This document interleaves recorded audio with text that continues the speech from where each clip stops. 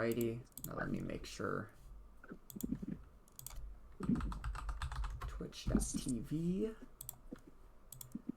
Galanos. Awesome. I'm going. Let's watch it.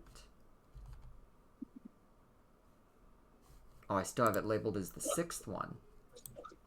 Smash VOD review. Done. Okay.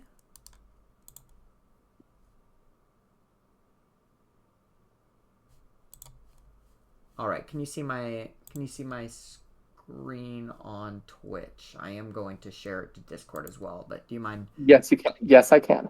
Perfect. Okay.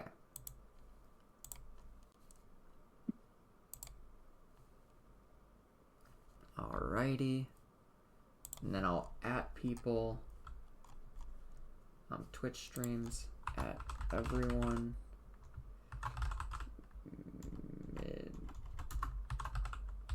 Midwest Mash stream is live.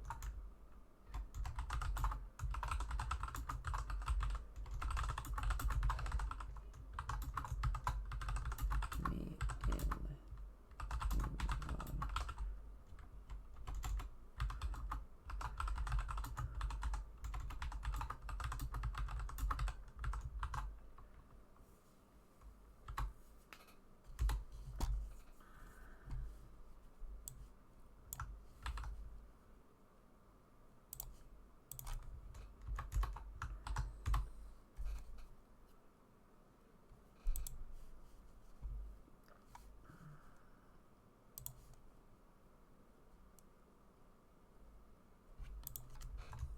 Number 11. Alrighty. So, Midwest Mash, number 11, VOD review stream is live. Join me. Good, good, good. Believe that's everything we need.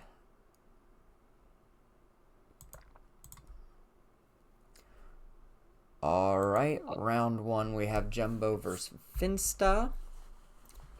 Let me make sure one last time I'm good to go. Perfect. Let's go.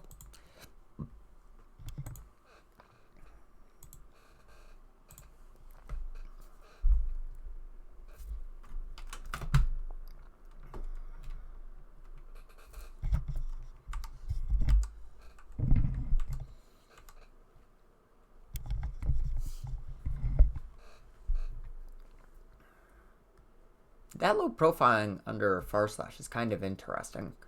That's 2S, right? Where he crouches down and does the 2 fan swipes outwards, Gilla? Oh shit! Oh shit! Hold on. Sorry. Let me lock in. Let me see this. Yeah, that's 2S, and not too backseat, but sweep can also work in that situation, but it's far riskier. Yeah. Sweep's not a bad neutral poke. I kind of like the 5P there to thread in the tick throw. Right. I'm just going to be curious, since you're the one in chat right now, I'm kind of going to focus on like what we can take out of this. Right. Because Jumbo's obviously a skilled player. That was a good backdash. I'm going to be curious what you can take out of their neutral. Because they do a lot of dash blocking.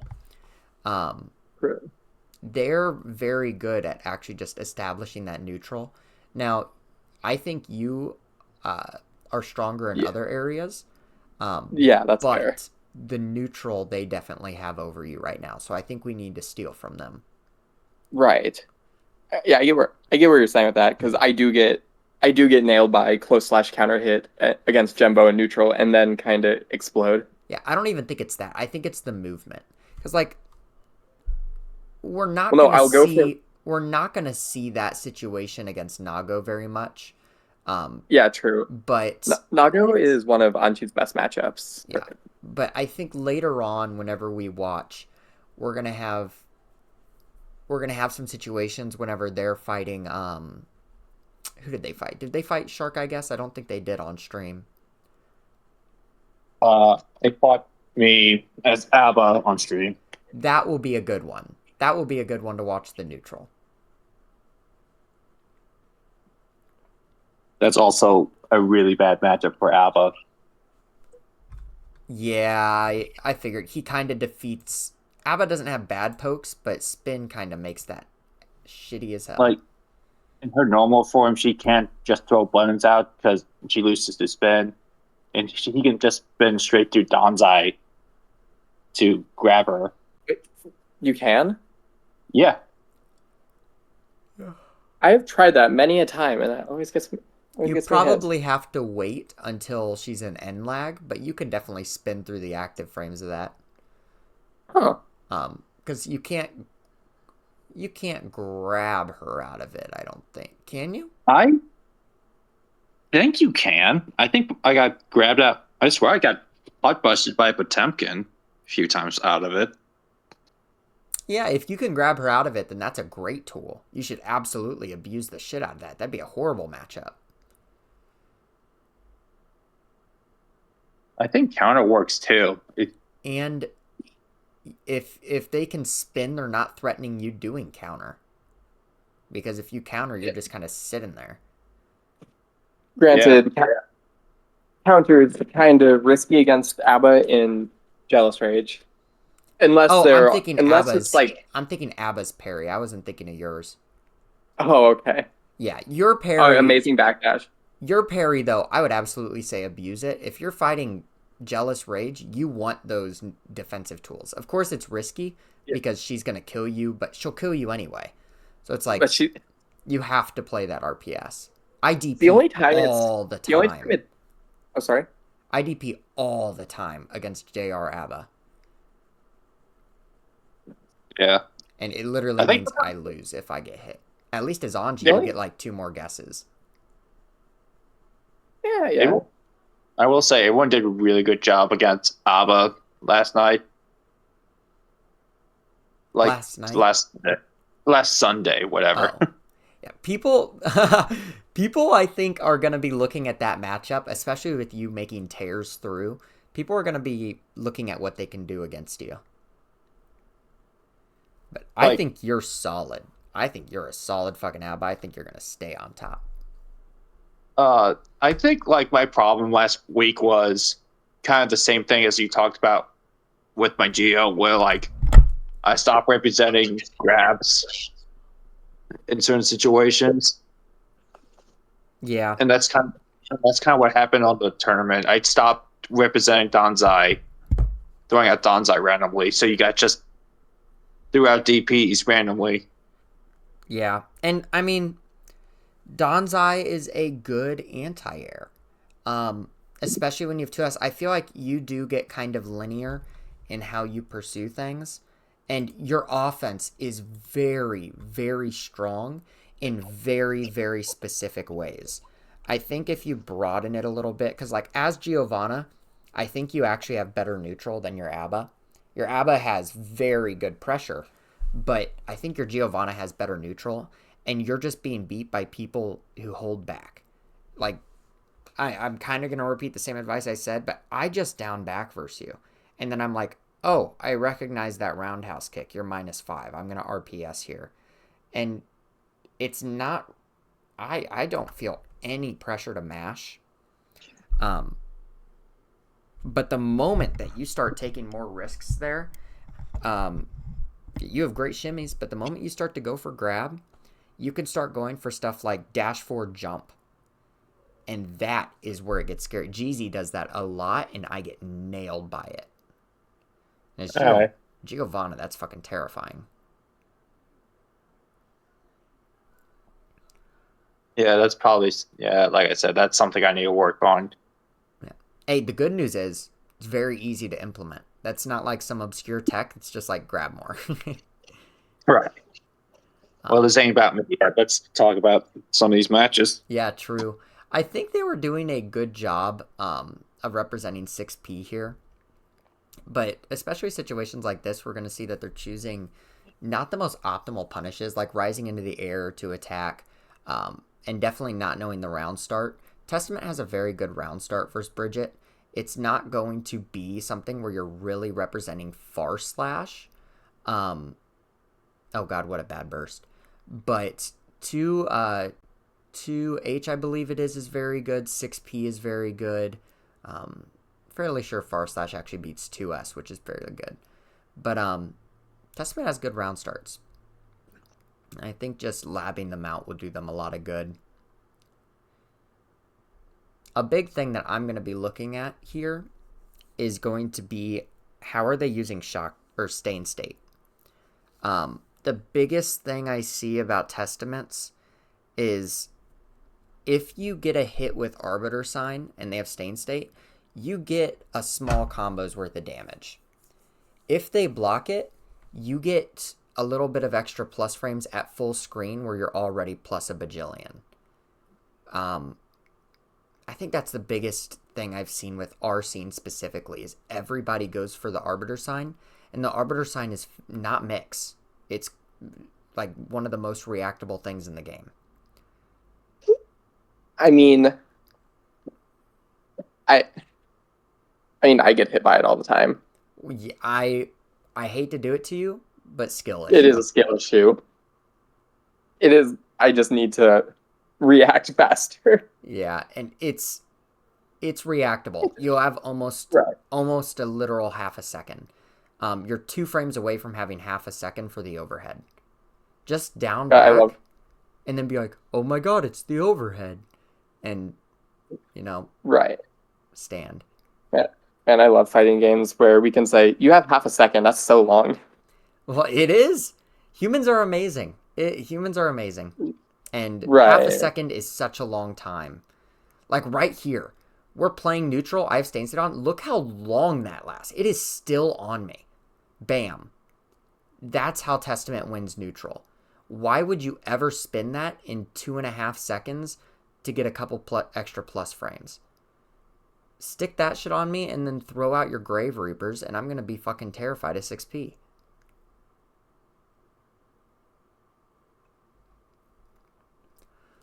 Right, wall break here. Honestly, fairly winnable for Babylon, but that was a terrible round start. I don't know what that's meant to beat.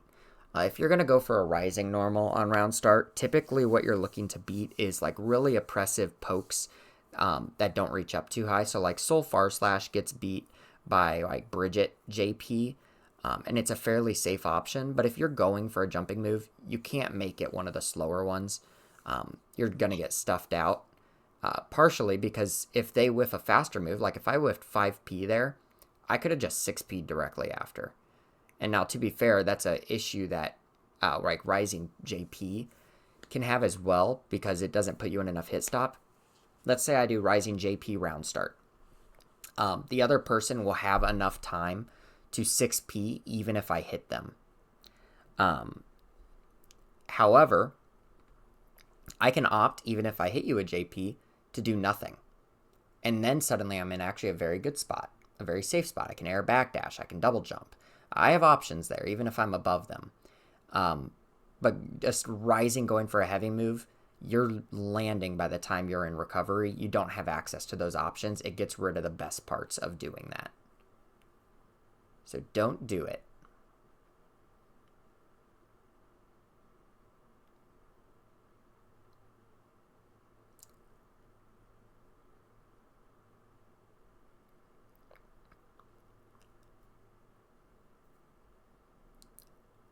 I will give $1 to the next person who backdashes my blue Wild Assault that is not Jeezy.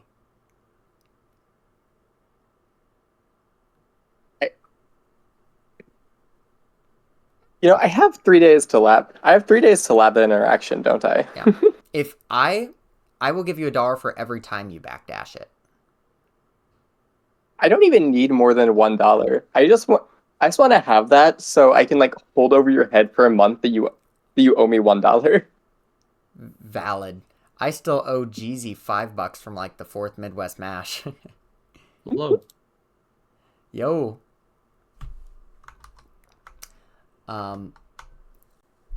Yeah, I still owe Jeezy $5, but offers on the table.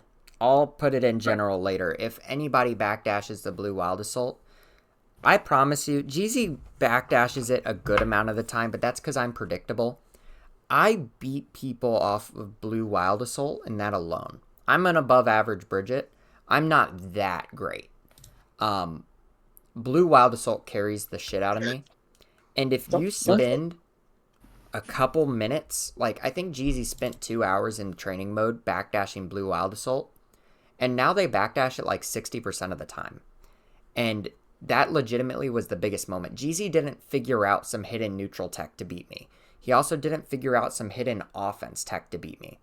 I went from 6-0ing him to not winning a Midwest match while he is here, and we're on number 12 now coming up, because he backdashed Blue Wild Assault. If you guys practice that, you will win. Dallas, you say you're all right when you are currently sitting at number 18, Bridget. Bridgets suck.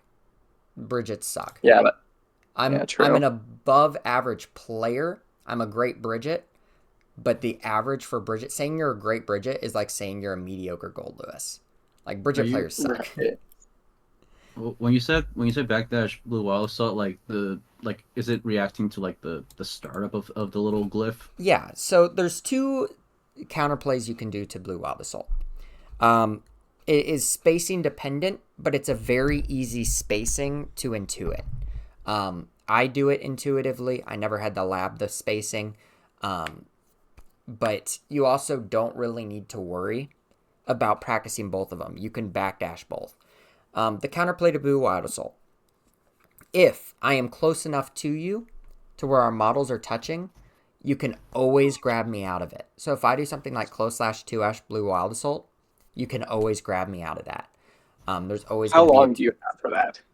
God, you have, let's see what the active or startup frames are. Dust loop. It's like 3 frames active, 20 frames startup. So, okay. I guess even Slayer's whack ass backdash could do it. Yeah, I mean everybody in the game can backdash this. It's 3 frame active, 20 frames startup. So it's the same speed as a tap dust, but it's more reactable because I have this big ass blue glow that appears.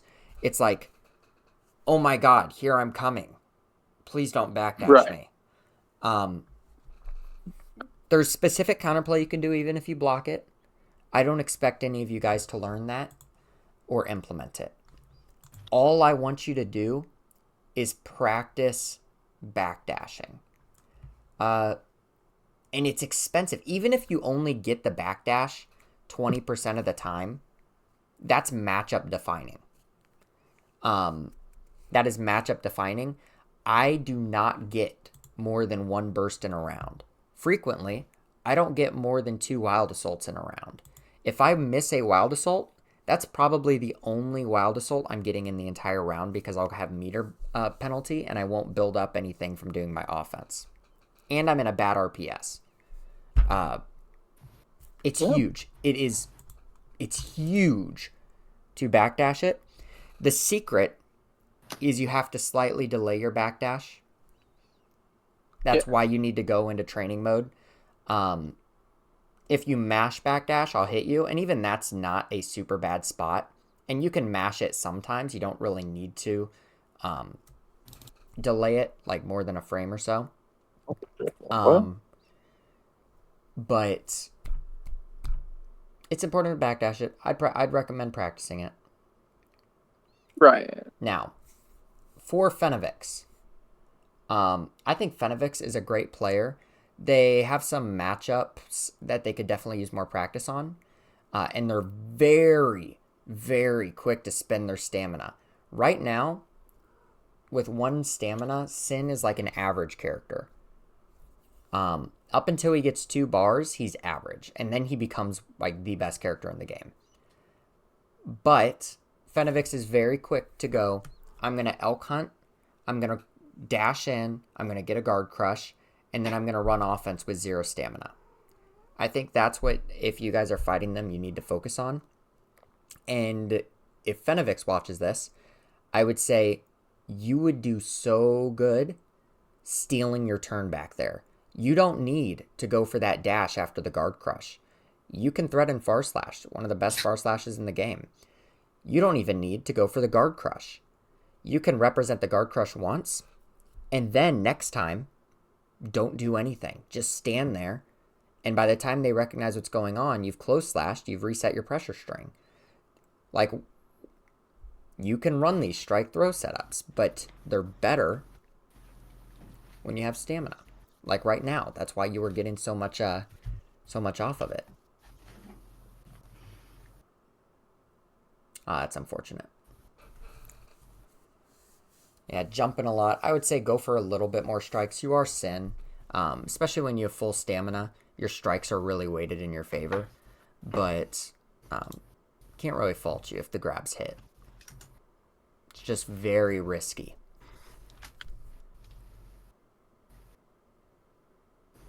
White Wild Assault out of the corner. It's crazy he gets a pickup off that. Oh, yeah. Oh, did you need to DP there? You did not need to. You could have done dash, close slash, and saved your meter to get a super wall break. Well, you got a super wall break anyway. They died. You know what? I'm nitpicking. They died. Who cares?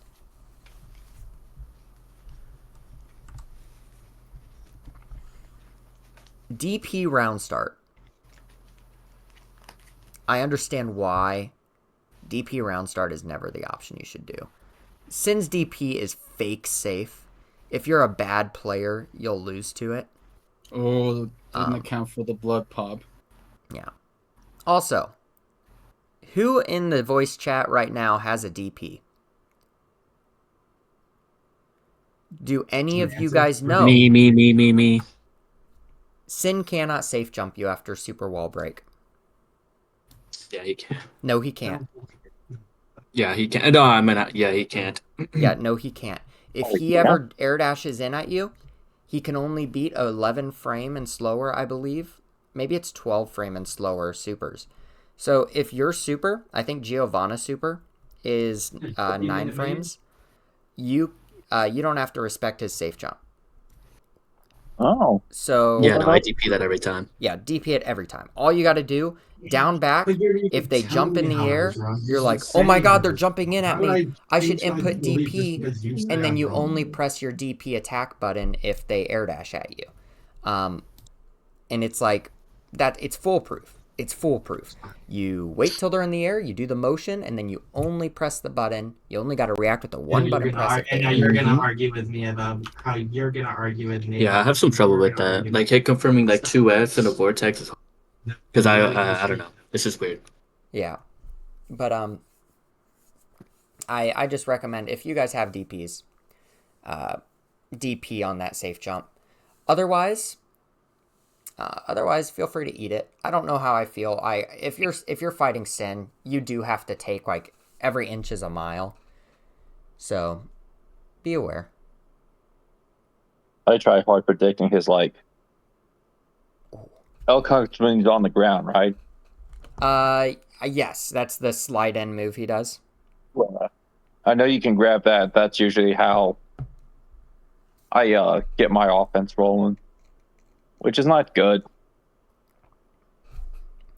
I don't know if that's not good. That is like the standard counterplay to it. You can grab it.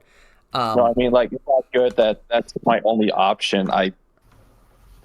That's my only option to start my offense. Yes. Or to stop Sin's offense.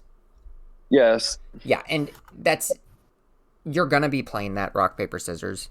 He's a top tier for a reason, but the thing is, you only need to represent it like once or twice as a guess, and ultimately, Sin is a strike throw character.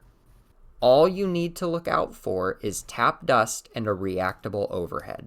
Are you going to get hit by them? Yes. Does he need to spend resources to convert off his overhead and the tap dust? Absolutely. If you block Sin, down back. And it's okay if he grabs you. You eat the throw. Because if you try to throw tech or you fuzzy mash or fuzzy tech, you're going to die. It's good to represent throw there once or twice just to show like, hey, you gotta worry about just throwing this out. But whenever I fight Sin, I low-key just say, okay, I'm not pressing anything. Like right there, man. You don't gotta press grab. You can eat a grab there. You can't eat a strike. And ultimately, if a Sin beats you by doing 8 throws, GG's. Like, it might be embarrassing, but you're going to get embarrassed in this game sometimes. It's just the way of it.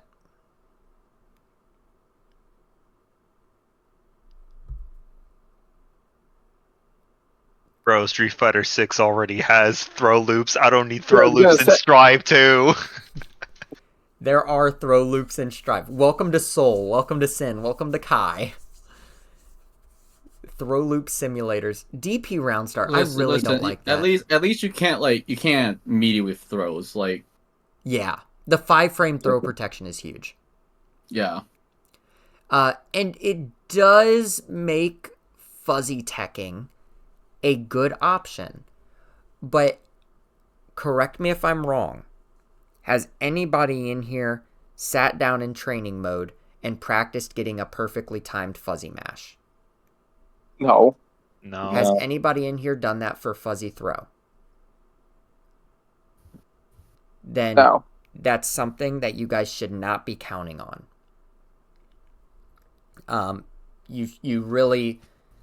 You guys can kind of intuit that.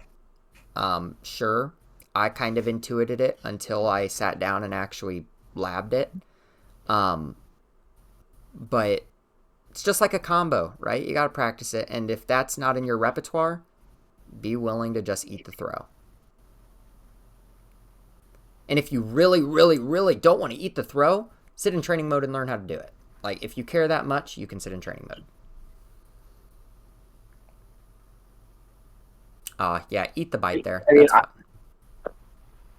I mean, what character are we talking about in particular right now? Right, Nago? any or character. Senna? If you are fighting a top tier in Guilty Gear Strive, eat the throw. Unless you have practiced fuzzy mashing or fuzzy teching or fuzzy jumping, eat the throw. And if you don't want to lose to them, because you will lose to them with this strategy, practice doing fuzzy options. You can set it up very easy. All you need to do is go into download a mods in this game are very easy. You can do one very easily by doing a frame viewer. And all you need to do is set a bot on restart to get a hard knockdown like 2K2D, and then they go for a meaty or they go for a grab. And Oh yeah, the frame viewer mod. yeah, You know, the thing that's officially being added in like 2 weeks. I'm pretty sure it's longer than 2 weeks, right? I'm pretty sure it's this month. Oh, hell I think yeah. rank- Really? See, I think I ranked is thought- next month. I kind of thought it No, was going ranked to is be like added with 4 like or 6 months the away. ranked mode. Right? Wait, am I just fucked up? Is ranked next month? That's sick. I thought rank was like in August. That's what I thought. No, it's next month. Really? Wait, I'm what- looking this what- up. They said there'd be like a thing in August. I thought that was ranked mode. Rank had like a giant thing So, of. I thought it was replay takeover. They have a giant thing of maybe May, somewhere between May and October. Something weird like that. Oh. Am I wrong? Yeah, I remember being disappointed with how far away it was. Yeah. No, I They said remember- August. It's August. Yeah. It's, June, So I'm August. expecting October. That's what you should hope for. Oh, frame data is in May. And then ranked, okay, I'm wrong. That's still Frame data good. is in May. How did she manage to fit frame data inside of her? That's weird. Okay, That's still So- that's still like a month away. yeah, like a month and a half away, and then we got like 5 months till ranked. Okay, that's more reasonable, but hell yeah, I'll take a ranked viewer update. Still, we've got like 4 or 5, maybe 6 Midwest smashes before that gets in here. Do you guys really not want to know how to fuzzy block or fuzzy do anything for 7 more of these, 6 more of these? Like, that's a lot. That's a lot. We play a lot of this game during the week, even if you don't touch it outside of Midwest Mash. I would sit down and learn it. I'd do it. It's rewarding. And then you guys can hear me get mad at you for actually beating my mix. Alright. If you guys see a Sin DP, Sin's DP is just as punishable as everybody else's. Sins feel very invincible doing it because it's big, and they're like, oh, I have a safe follow-up. You can close slash. Every character in the game can close slash. Oh yeah, I was gonna say I see Sin DP. It's like Christmas because I can get a lot of optimal combos on Anji, just like meterless. Because it just pops him up in the right spot. That's Slayer close Actually, you slash know counter what? hit. Oh my I'm gonna god. boot I'm up gonna Strive eat. right now and test something real quick. I'm just gonna boot up Strive and play some ranked. I have an idea and I need to see if I can actually do it. Part of me wonders if there's gonna be something like Aura for Vanquisher rank, like Sparkle or something. They might. And I think that would be a better idea rather than basing it on like how many matches you've played. Just have it be like, hey, you're in the top 3 ranks. Top 3rd rank, oh my gosh, you got a small or a 2nd rank. I think that's a much better idea. well, I was gonna say like having like the Celestial Aura like wins, and then also like top 3 rank. I don't Why know. did- That might be a bit visually cluttered.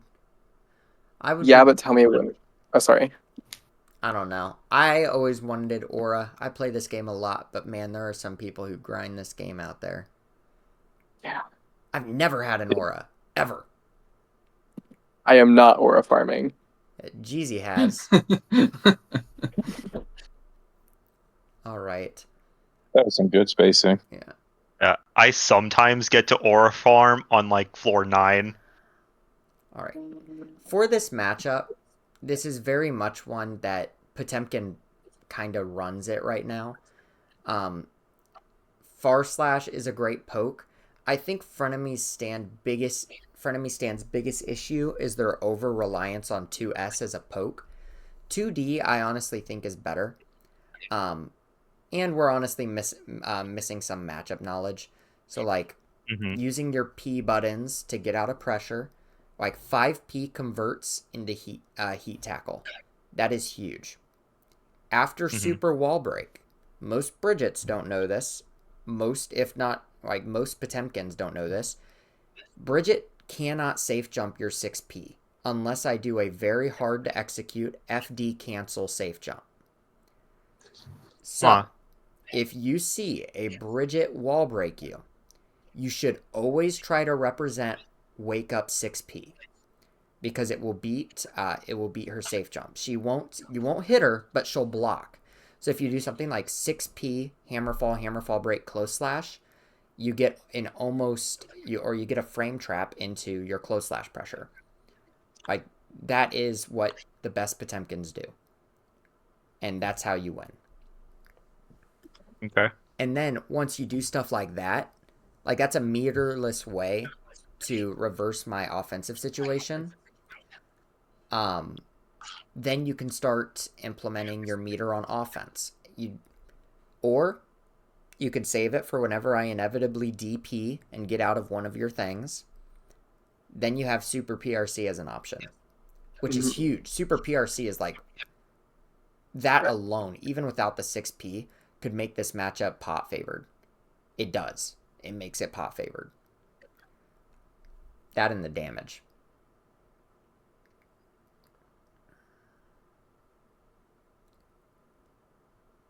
Oh, what are you mashing there? All right, like, this is going to be a situation where if I do a normal safe jump here, then you had a 6P. I didn't do it because I didn't know if you knew. Yeah, I didn't know. Good shit. Yeah, no, it's character dependent. Like, usually I use as a general rule, big bodies can do it. Like Potemkin can do it, Gold Lewis can do it, and Bedman can do it. But then there's some oddballs like Eno can do it, which is weird. I haven't labbed out every single character, but at least those 4 can do it. I hope to God Johnny can't. Otherwise, that's like might be one of the worst matchups in the game outside of Viken. Bro, does Johnny have a single bad matchup? Johnny does not have a losing matchup.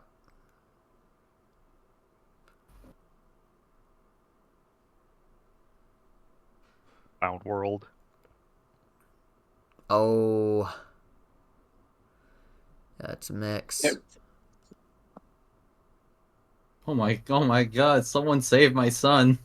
Yeah, I've been working on those recently. Those are just a pain to get out of. They do build you a lot of bursts. Like, you wouldn't have full burst if I just went for another thing. Or at least you might not. You're Potemkin. You probably could. But...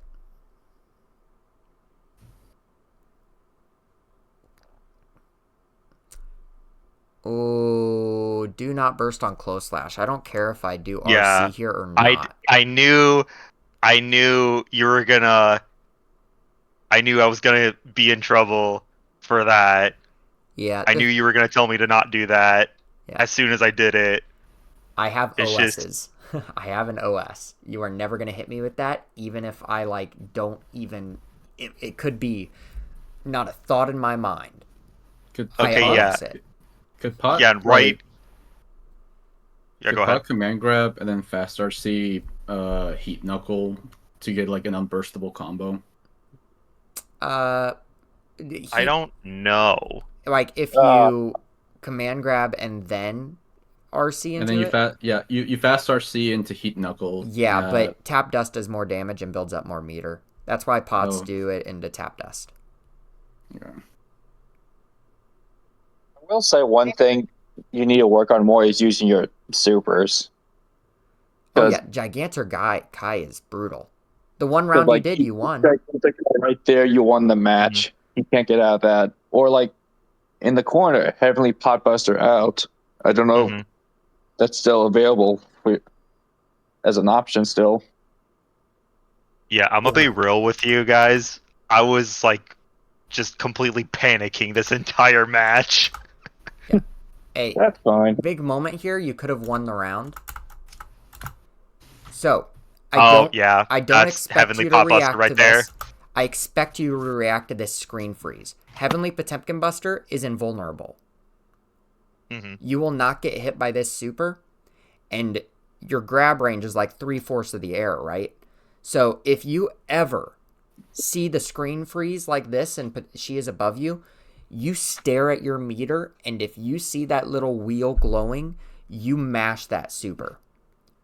Mhm. Terrible matchup for Bridget. You can do ignorant shit like that. The screen pauses and says, I'm above you. Do your invincible anti-air grab. Just do it. And if you're a DP character for other people out there, I do this a lot to you guys and you respect it. You guys can DP me here. Like, this is not safe. One of the most unsafe things in the world.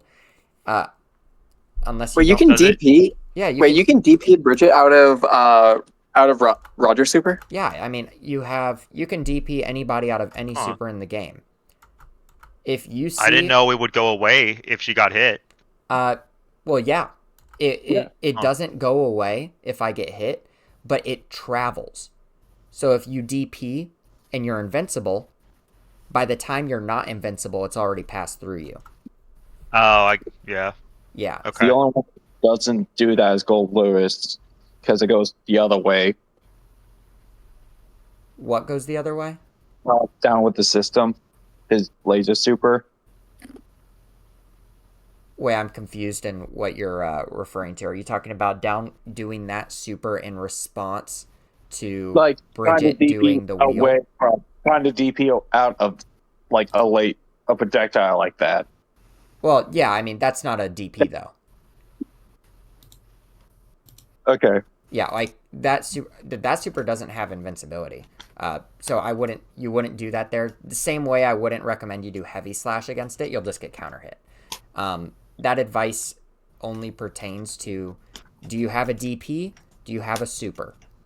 Then you can mash there. The screen freezes and says, hey, use your invincible move.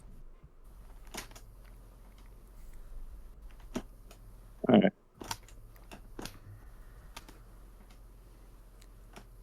Oh, Anytime shit, in a I new die jump here. mark. See, there you go. You did it before, Yeah. but you could have done it after. Yeah. Oh yeah, I forgot about that. Yeah. So that's how you play a matchup. Like, GG's. That's good. Now, I'm guessing for life, I got the thing still there. I have to jump above you. You could just 2H there, and I'm dead. I just fall onto your fist and cry about it. Yeah. Otherwise, that was a great sequence. I just got away with, jumping a lot, which Potemkin can really punish. I think if you really, work on dealing with people who are above you outside of just Heavenly Potemkin Buster, you're going to be a menace. Yeah, 2H is definitely a pretty good anti-air for that. Yeah, 2H I is just great. did not think about it in that moment. 2H is great. You have your Heat Knuckle. You have your 6P is one of the best in the game.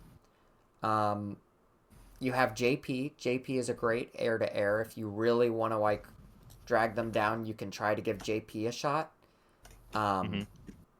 You have Heat Tackle. Super armored air advancing move from the ground. You have so many options. And just standing there is, the worst one of them.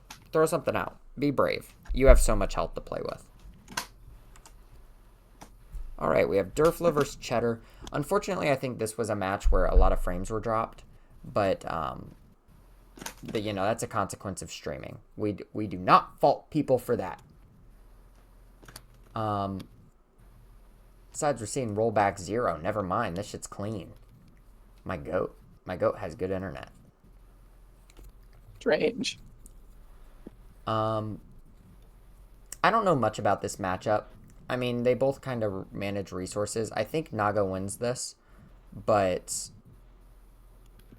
in the past, it's been Ramlethal favored. I mean, isn't Ram now down to mid tier, or she's still busted? She's low top tier. She's still very good. She's still very good. She gets a There's just parity with- hardly any top level players who play her for some reason. Yeah, only guess SQ, it's just a and Leo SQ sort of is a thing. chronic down player. It's like the same thing with. I think it's the same thing with May. She's not that interesting. Yeah. For whatever reason, Ram, May, and Leo are all very good characters that hardly anyone plays. Well, I mean, they're basic, and they're just... I mean, I used to play Ram, but I don't think I could play Season 4 Ram. You have to actually think when playing her now, and I don't like that. I don't think you do. I think she's more interesting nowadays, but I don't think you have to think as much. No, because you actually have to cycle you have to actually cycle your swords. You can't just... Yeah, you have to think. You You have to think of your swords as a resource now. slash, heavy slash, sword throw, flip kick, rinse until the opponent falls over dead. But the thing is, the pressure on them is just so much better mid-screen that I think it makes her less interesting as a character. I don't deny, in the corner, this Ramlethal is a lot more, you can play sort of RPS with this Ram better than you used to. And they have more of a limited resource. But Ram was genuinely interesting in that she had bad mid-screen conversions. Legitimately bad. And now she has full screen combos. It doesn't matter. She hits you with the 5K with her back to the wall. You're getting corner to cornered into wall break, into eat this pressure. And I think that's less interesting.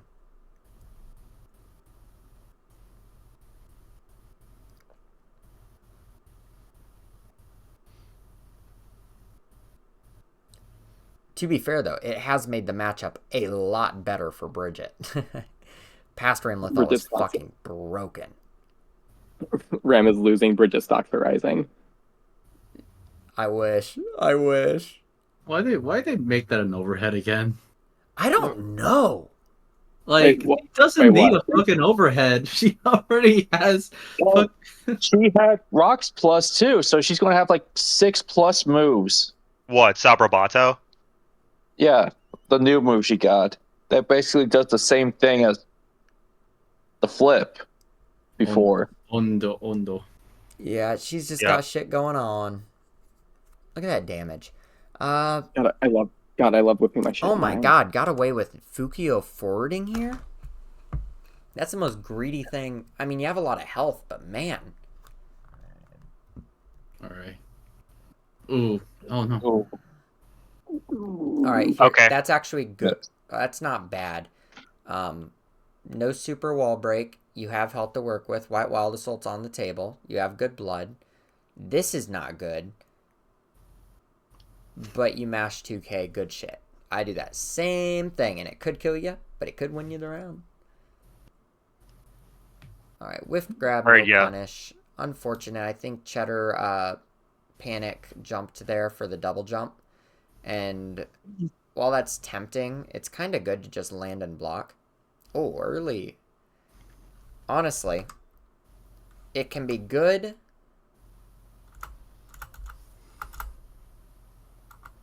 Alright. You block this sword. Somebody volunteer. What's your percentage out of 100 chance of winning the round as Naga or Yuki right here? Like 30. Actually, no, Nago like has 60. burst, and the Ram has no burst. And one sword. And one sword. I'm gonna say 70. I'll go. Like I'll he's go with still like. not doing too bad. I'll go with like 65. I'm not sure how much meter she'll get off of this block string to like keep making it go, but Okay. So 65. I think I would agree. I'd say like 75, maybe 80, because she still gets to run her mix from blocking the sword. There's a good chance she breaks wall after this. She opens you up, she breaks wall, she gets positive. She'll have that tension. She will get 50% burst back, and then like she doesn't need burst if she's running her positive bonus pressure. I'm kind of talking myself into it like 75, 80%, but you have burst on the table. You could eat this mix and then call out the rock RPS, because what happens here is they go for strike throw. Right here they went for 2k. You could low-key eat that. If they grab, they don't get a conversion. You could save your burst until you get hit. What's your percent chance of winning before they do that Fukio back? What's your percent chance of winning here as Nago? 60, 50-ish. He's got one bar of blood, but bursts are Percent chance equal, of and Ram has winning one or sword. losing? You said winning, right? Yeah, so okay. you So think... H. So H. Also, hold on, I said 50. It's either. It means either or. Oh, I was thinking like... I thought you said 60. My bad. I said 50, 60-ish. Okay, in Nago's favor? Yeah. Okay. Anybody else? I don't know. Well, I mean, like... What was the question? What's his percentage of winning at this position? Yeah, after... So we talked about what the percentage of winning for, like, Ramlethal or Nago is before they bursted. Now what's their percent chance of winning after they've bursted? Because, I mean, the meter situation is drastically different. They spent their most valuable resource. Their percent chance of the match has changed. I would say 60, just because Ram's dealing with one sword now. Okay. I think I agree with that. I think they bursted here. I would prefer that they burst when they get hit, but this is a good like screen management burst. You don't let them build tension by blocking or by running their offense. You don't give them a chance to build tension by grabbing. You don't give them a chance to break the wall. That you don't give them a chance to bait your burst. Granted, they could have blocked there. If they pressed 2k a little bit early, they could have blocked that burst. But I like this burst.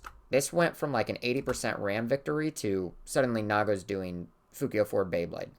Like, right here, Nago's winning. Which is crazy out of that situation. I think that's a great burst, actually.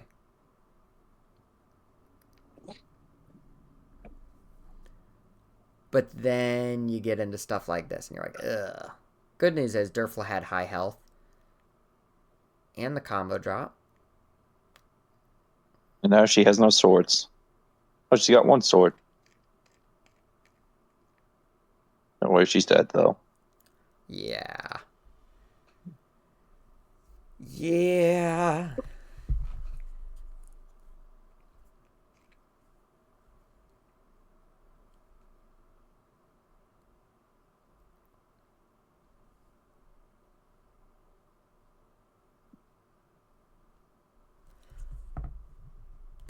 All right, what was this? The mental reset.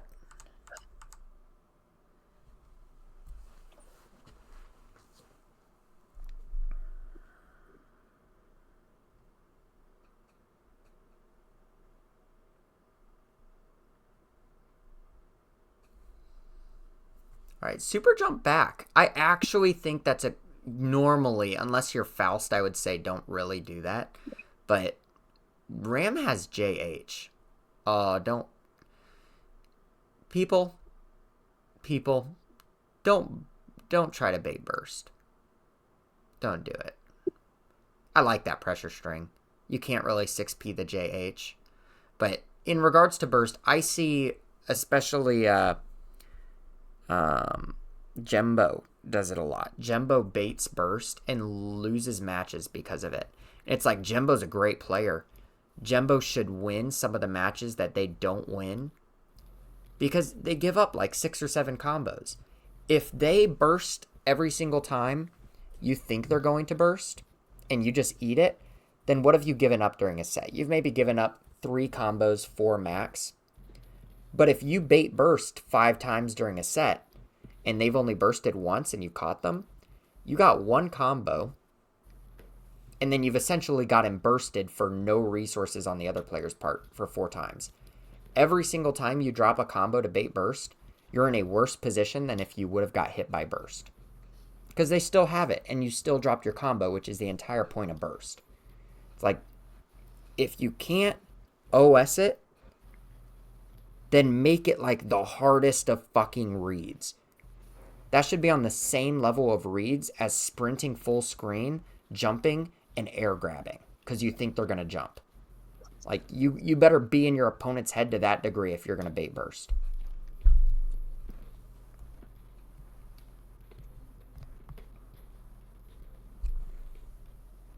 My God, that move. I know I said it on stream and then they started doing it. I was like, goated.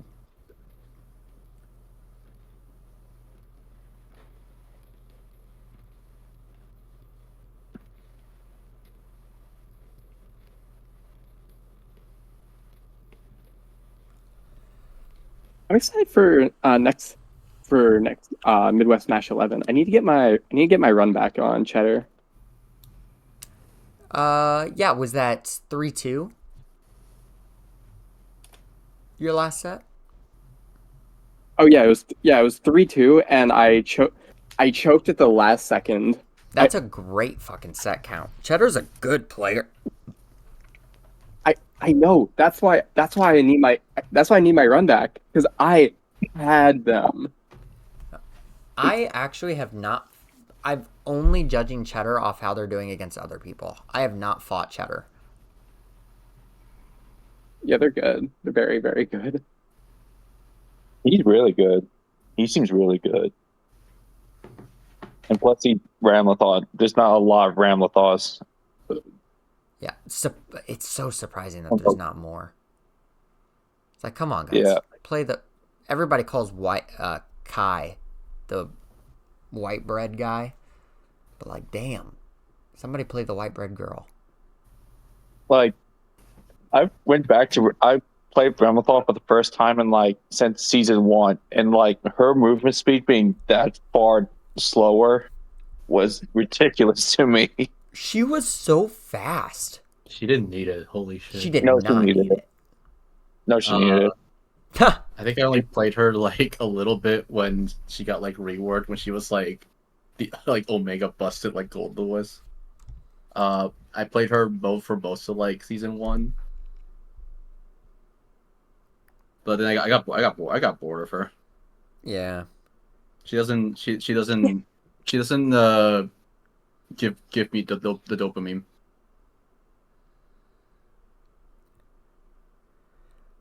Oh, while we're doing this, I do want to ask if you guys haven't done. I did a feedback form, just for some stuff about the brackets. I would very much appreciate it if you guys take some time to, type in some stuff. I'm just trying to get a vibe of where the server's at, and if you guys have anything that you guys really want to have your voice heard about, that'd be the place to do it. If nothing else, to make me feel better about, okay, we're going in the right direction. I would appreciate that. I already filled in. For the stream, I already filled in my part. I already filled in my form, and if the coolest person in the entire scene did, then everyone else should too. Yeah. I will say there was like a question or two on there that literally just changed. Yes, I did Like change them. like you flipped up the whole Discord server, so there's not really a lot to go off of right now. Yeah. Like a couple of them on the Discord server is just like, hey, does this look like, is there any glaring things? And I'm not going to delete the link, and I've let people, I've enabled an option to let you change your answers. So I'm probably just going to kind of let that form coast and then look at it again in a week. So once we've had more time to kind of sit with it, you guys can go back and edit your answers, and I'll take that into consideration. But I already had some good feedback on that. Like, somebody mentioned that, like, I posted that announcement for the form in the commentary links channel, which was out of place. Like, I should add more stuff for maybe like announcing bracket starts, maybe announcing like the YouTube channel uploads that we made. And I was like, oh, that's a great idea. So I went ahead and did that. So it's like stuff like that was very helpful. That's why I put the question there.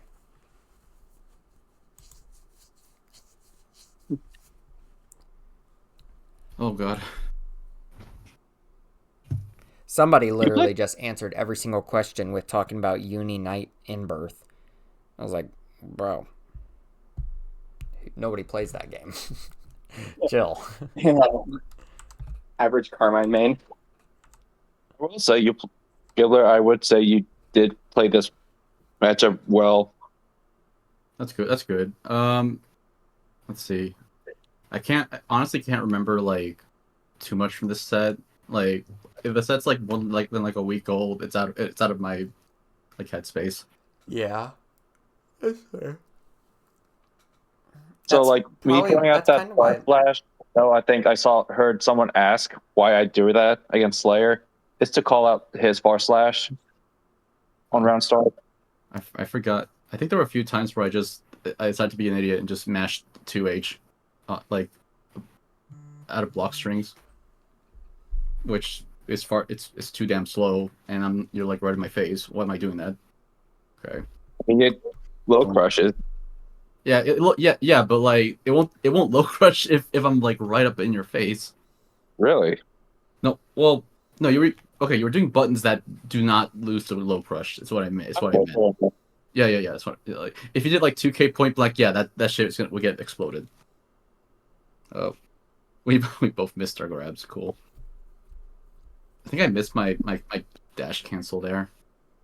Okay. That's the one thing I need to work with Ava, because that turns all of her combos from just massive damage to massive damage, and I get blood back.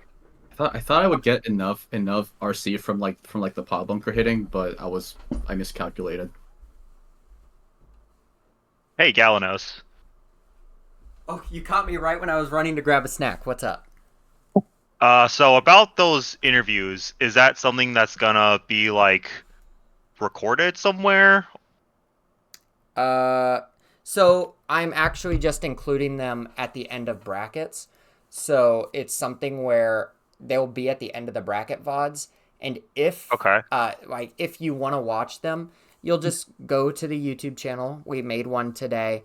We'll be posting those. Like I think Durfla already took the liberty of posting them. I can break off the interviews if you want. Like that might be a good idea, but I'm also just okay with them being at the end. It's whatever you want. Okay. That'd be something that I'd leave it to you to do. I don't care enough to do that. But you can, if Durfl posts them separately, you can look at them. Otherwise, they'll be at the end of the stream VODs that we put in on the YouTube channel. Okay. The only argument sorry.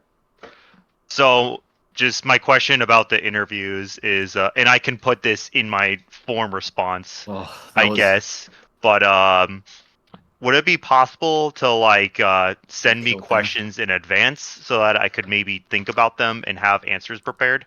Yeah, so my current plan for that is I want to, or rather, I'm gonna go grab a snack so that Gibbler and Nameless can talk about this set, and I'll let you know while we're in between VOD review matches what my plan is for that, because there is a plan there. Okay.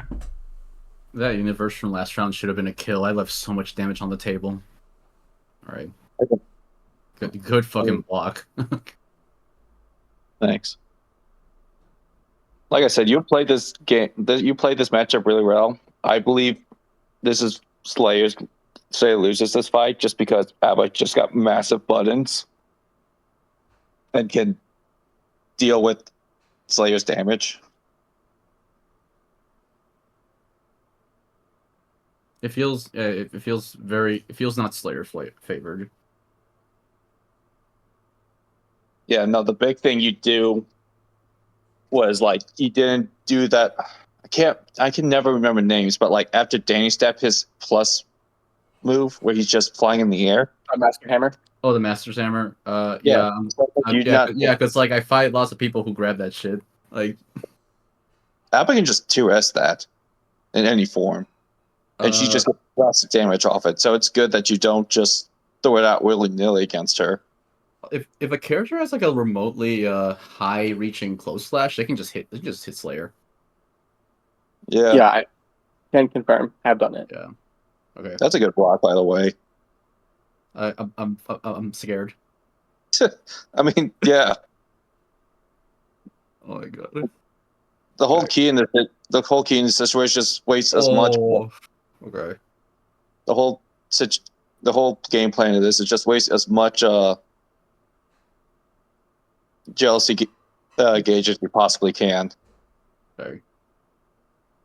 So, like right there, right there you won because I was desperate to get a hit in before it ran out. Yeah, like I you know how it is with Ava, like you can only be sicko mode for like so long, so I expected like, oh, you're gonna go in. Alright, Pavlunker.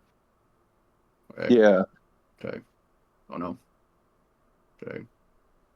Oh yeah. Oh, I love doing that. Good. Yeah. Okay. Oh my god. I was desperate. I knew something was coming. I'm like, help me. Right. I think right there I tried to do the thing Gallos told me about. Yeah, don't press bait. No. Gallos told me that like dashing after like far slash is pretty good because like people are too scared of 2H. Yeah, and also you're +1, so you can't probably sneak it in there. Yeah. Must be nice to be able to do that. But one thing I think you weren't representing was staggering far slashes. Like far slash to far slash.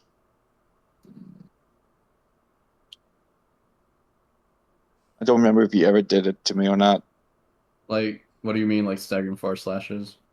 Like let's see if it happens. Right there, far slash, you just went too heavy. You should have just thrown another far slash.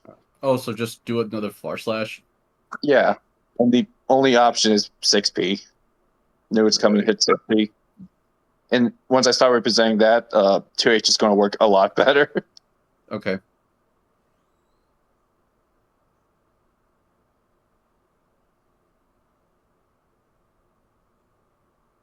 I just like 5H. It feels like a better Mappa Hunch because like it pushes at just the right distance where I'm safe enough to like counter poke. And yeah, it's a good button to represent if you feel comfortable with it. Yeah. Oh fuck the trade. Like I'm not going to change any. Oh no, you're too far. You're too far for the grab. Okay. Yeah. Right. Well, I think 2S would have brought me back. No, I was trying to go for like the combo into the command grab. The first hit far slash. I don't think Gallianos. I can't say his name. Gatling nose. Gatling nose. Galainos. What about me? What? I come up here and I just hear my name like 5 times. Play back the video, but I didn't see if I didn't see that last interaction. See right there, I matched 2H. Like that is a no. That is a massive fucking no. Is that far enough back? Yeah. You're talking about. Oh, sorry. Okay. I can't remember what I was talking about anymore. That was a good block. I was quite close to having a fuzzy off that, and that's crazy to me.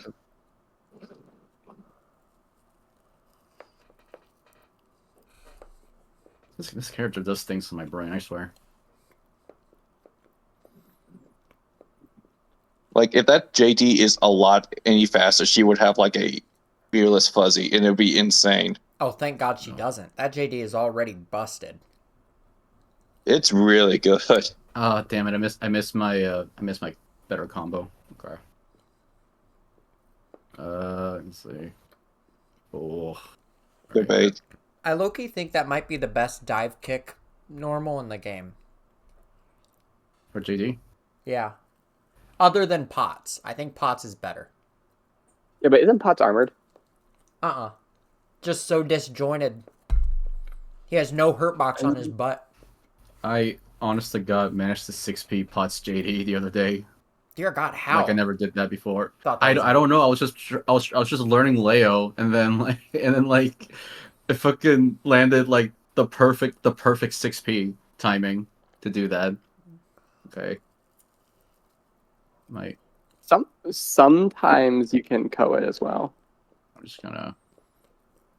Oh, I should have pressed 5K there. Yeah, you're you're low on health. Might as well go for the safer option. Yeah. Yeah. I'm just not pressing the right buttons. Like I said, you played the fight well. I think the only criticism I have is like you don't stagger too much. And it's got some crazy buttons to stagger with. Yeah, you're kind of rushing to get out your block strings. And it's like, hey, take your time. You're in your element. Against Abba, whose whole goal is to drain the jealousy gauge, right?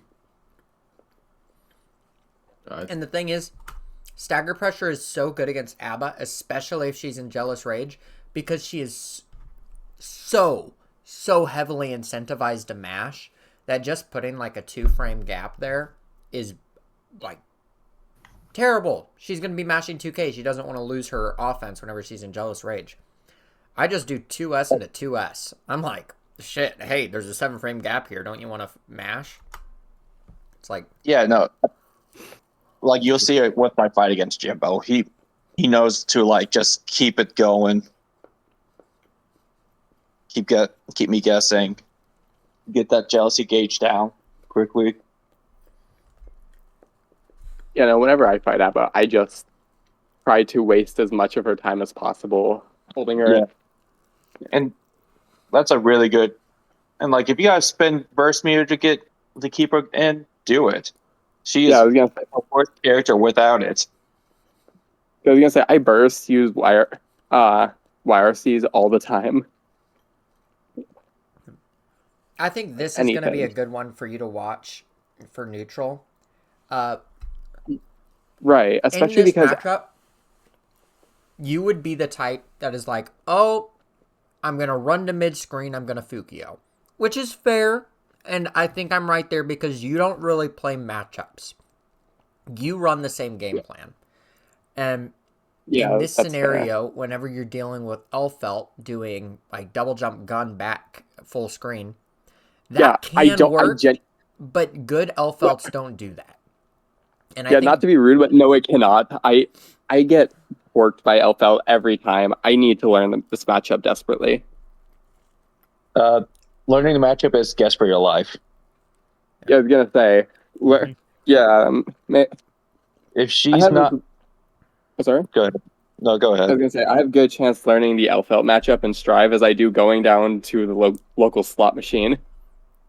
Low key, I think Elfelt's a simpler matchup. She has some better tools now, but ultimately her tools have very clear answers. It's just whenever you don't do them, it feels very oppressive. And she's easy. Yeah, but bomb flip, bomb vest, and gun just destroy my mental, and then I've lost the mental game 2 seconds in. You don't need to worry about mashing out of them. If she wall breaks with bomb vest, good fucking luck. Yeah, but if you got into that point, you've already lost the game against like 99% of characters in the game. It's obvious with her because you're like, oh no, she broke the wall with the super, or how do I block this next mix? But like, do you really feel better blocking Nago after super wall break? Do you really feel better blocking Soul after super wall break? You shouldn't. Yeah. You're just as likely to die. Yeah, but at least my death will be quick and painless. That's fair. If you're just talking about frustration, then sure. Oh yeah, my Elfelt bad matchup is just the mental. Because I get hit with one chain lollipop into bomb flip and it's over for me.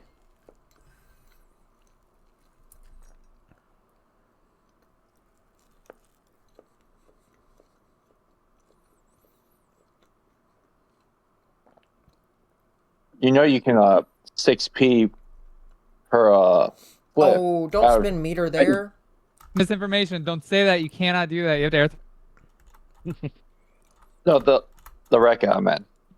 I'm aware. It's just I am not 9 times out of 10. I am not fast enough. I am not fast enough on that, and I need to work on my reactions. You can't react to it. You can't react. No, you can't. You guess. You guess. No, you always guess on Elfelt. Yeah. It's not a reaction thing. It's not something you should work on reacting to. You guess. Yeah.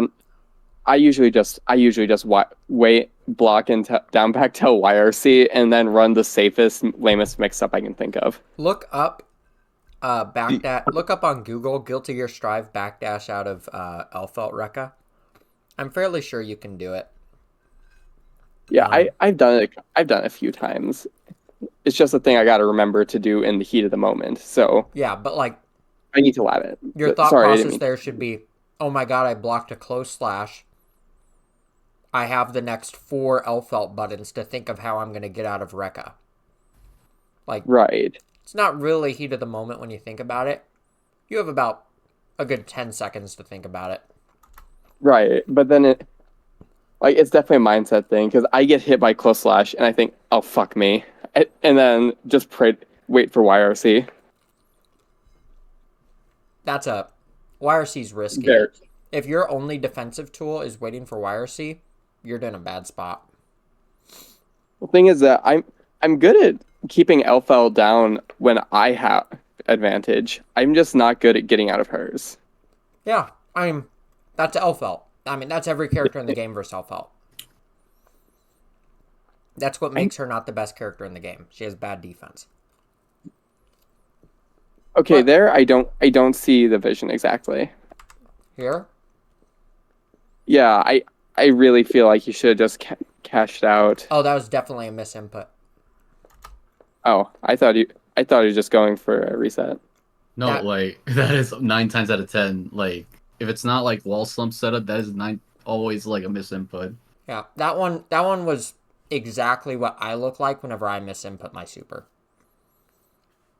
Yeah, that's fair. Wait, go back. Now I'm curious. I just want to see because if he fucked up the super, I don't know what he would have been doing for that. The super. Well, no, because I didn't. It looked like he just 5P'd. No, he didn't do anything. He just stood there. Oh. He did nothing, and then whenever they slumped out after he realized, he did co.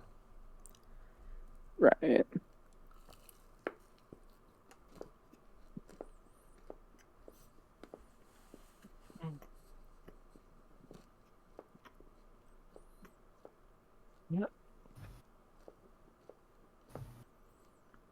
Oh, unfortunate trade. That's just... I low-key thought Jumbo lost there. Good trade on Jumbo's end. Yeah. Oh, no conversion there. Pretty sure you could have got wall break. No, I don't think so. Wild Assault hit looking here. Close slash co, JD, air dash, JD. I don't, not 100% sure if that works unless like counter hit starter. I think that was a counter. I'm not an Angie player. Or I mean, huh? Counter. You might be right. You might be right. Maybe that is because now I'm interested. Yeah, I would practice. It's a minor counter, so they were pressing a P button, a P or a K button. So like P or K button counter hit, from far slash. Pretty sure you could at least get them to the corner with your combo, if not wall break. Oh yeah, you could 100% get him to the combo. Cause I mean, corner. No, because Keeping Elfel in the corner is not a bad option either. If you just could have prefer that. I actually like that Dick Dastardly was willing to keep it because, you got to spend it there, but willing to keep it until the last hit is kind of good. You keep Wild Assault on the table, you keep Deflect Shield on the table. They have to keep considering them, and ultimately, the only bit of health that matters is the last bit, right? Yeah. But like, Jumbo is willing to sit full screen and just 2K, and then just like run forward, and that's good. It's better. Like, run up Fukio into Hop has its place, but it's a very niche place. If you're going to use Fukio as a movement tool, you're doing it outside of what you should be comfortable doing it in. It should be you're like, I'm going to put my neck out here and make a read that this will win me like the round. Because ultimately, you're taking a huge risk there. You're putting yourself in counter hit state. If you get caught dash blocking, you don't get counter hit. If you get caught doing Fukio, you get counter hit. That's huge. That's game losing. Good air throw.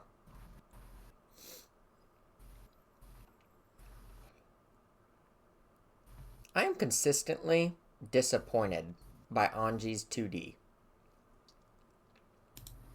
I'm not. That show's awesome. This looks okay. I feel like it looks like an amazing move, and then it's just good. I don't know. Maybe it is just amazing, and I don't know. Maybe it's just the 2K that disappoints me. The 2D's fine, but the 2K doesn't lead into it very much because 2K sucks. Oh, the 2K, yeah, no, the 2K is... It's only good because it leads into 2D, honestly. But the 2D itself, low-profile monster, it can go under Johnny Close Slash. I mean, Far Slash. Right. We're seeing a lot of this from Dick Dastardly. Most of the time, people are not ready to react to just jump-ins. And if they are, they're like, oh my god, they're in the air, I gotta go up and chase them down. Think of how bad of a spot Dastardly would be in if Jumbo just stayed on the ground here. You'd be whiffing a move midair, falling on Anji. Do you want to get counter hit close slash? Be patient. Be willing to just sit there. You can let them fall onto you. And heck, you kind of win the round. You get the burst earlier and you're in the situation in a better spot. I feel like Dick Dastardly gets away with this mostly because like they spend half the match just in the air, and you just want to hit them so badly. Yeah, Dick Dastardly was playing in an annoying style, which is good. Like, bro plays like I hurt their dog. I swear. Yeah, I think Dick plays scared, like this right now. That is terrified gameplay. Which for Elfelt, you kind of need to play a little bit scared. That's kind of what her neutral is built around. So I do not fault him for it at all. I think he's playing to the character. But it's definitely something where you can't let it get to you. It's all a mental game. Who did Dick win against today? Sunday. Gilla. He had an upset, right? Durfla. No, I didn't. Wait, I lost to Dick. Did you? I thought you did. Me? No, because I wasn't there for the last tournament. I can't remember. In the tournament before that, I lost to the chess match with Bingus. The chess match. We I'm VOD still reviewed mad about that. That was I'm so still mad about funny. that goddamn chess match. That is still the funniest shit to me. It is. I couldn't It's. connect in Guilty Gear, so you played fucking chess for it. I pick chess. I lose to the easy chess spot on Lee Chess. I love chess. All right, can you guys see my screen? Yeah. Awesome. Yeah. We're gonna do this. We'll look at Dick Dastardly's past. They beat Gabby. They beat Shark, I guess, off stream, which is crazy. They lose to Damn. Jembo. Dang, I thought Dastardly won this. Good job, Jembo. Dastardly Yeah, goes to 'cause here. Jem- Fenavix beats Gibbler. That's stream. That's gonna be a good match. And then beats Durfly and loses to Shark. I can't watch that one. Oh my god, I can't watch. Well, we're watching it. No, like it's just we'll get to it when we get to it, but I'm not proud of that match. The good news is, if we can convince Dastardly to play this game again this week, you'll get a second chance. Goody. And then you can kick their ass and be like, haha, I'm better than you. That's the best part of this game. When you come back and you show them that you're not a punk. Alright, oh, they could have confirmed there with the, like, what's that move called where she shoots the gun behind her and flies forward? The real name is Miss Charlotte out of repair. I hate that I know that. I'm going to call it repair. I think. I mean, in most people it's called Bridal Express. It was called Bridal Express in Exerd. Okay. Alright, we got backdash round start against Anji, which I honestly don't like. That bad. Yeah, very, very bad. Like, right here especially. Like, this should be an Anji round. That was the... Oh, God. No, Needles there. You gave up your whole advantage. But... I like mean, that I can. mix. Oh, sorry. I like that mix. My concern here, and especially here, is... Alright, you take the hard knockdown. You should be looking at enforcing as many strike throws right now as you possibly can. And instead, we did, oh my god, Yeah, I got a kill. Let's just immediately do Fukio overhead. That can work, Yeah, but it's a 50-50. Why would you waste everything on like a gabless box string into 150-50? Yeah, I was gonna say just go. You can build up into tension here. I would say I would be looking for something at like, okay, cool, hard knockdown. I'm gonna do close slash into close slash. And then I'm gonna shimmy. And then I'm gonna close slash a third time. That's the type of shit that you need to be looking for. I'm pretty sure that if you FD, that second close slash doesn't land. Walk forward. Walk forward, do something. You're shimmying. Like that's amazing the spin on Jumbo's end there. Yeah. I just think like that entire sequence there, let's count how long they had to play neutral after they should have been running their pressure. Because right here, close slash, okay? You don't even have to run up and do your second close slash. You can sit there. Like, look at what Adventure does. Adventure stands there like a jackass. Like now, I was gonna say, or what? Of course, I'm not Adventure, so what I probably in that situation, I would say 2D because I'm pretty sure 2D links into Fujin. I don't even care about linking into Fujin. Well, Fujin you can link into fan noodles. Why would you go for fan needles? +8, and then you can really get your strike throw mix up going. You want to give them a chance to jump out and get a full counter hit combo into wall break on you? Or they could choke and you get a KO and win that way, but that is a 50-50 and a bad one at that. Here's the thing. We are in this situation.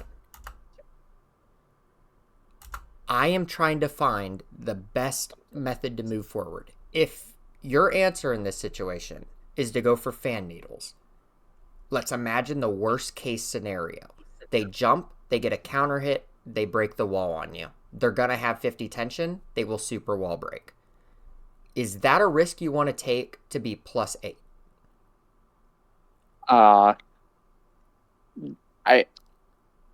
That is I don't know, that is a very, I guess, in the moment, if they haven't been blocking it, then yes. If they have, if they've been think of the blocking it, match but right they've been now. dodging. Let's go with this context. You are Jembo. You're in this scenario.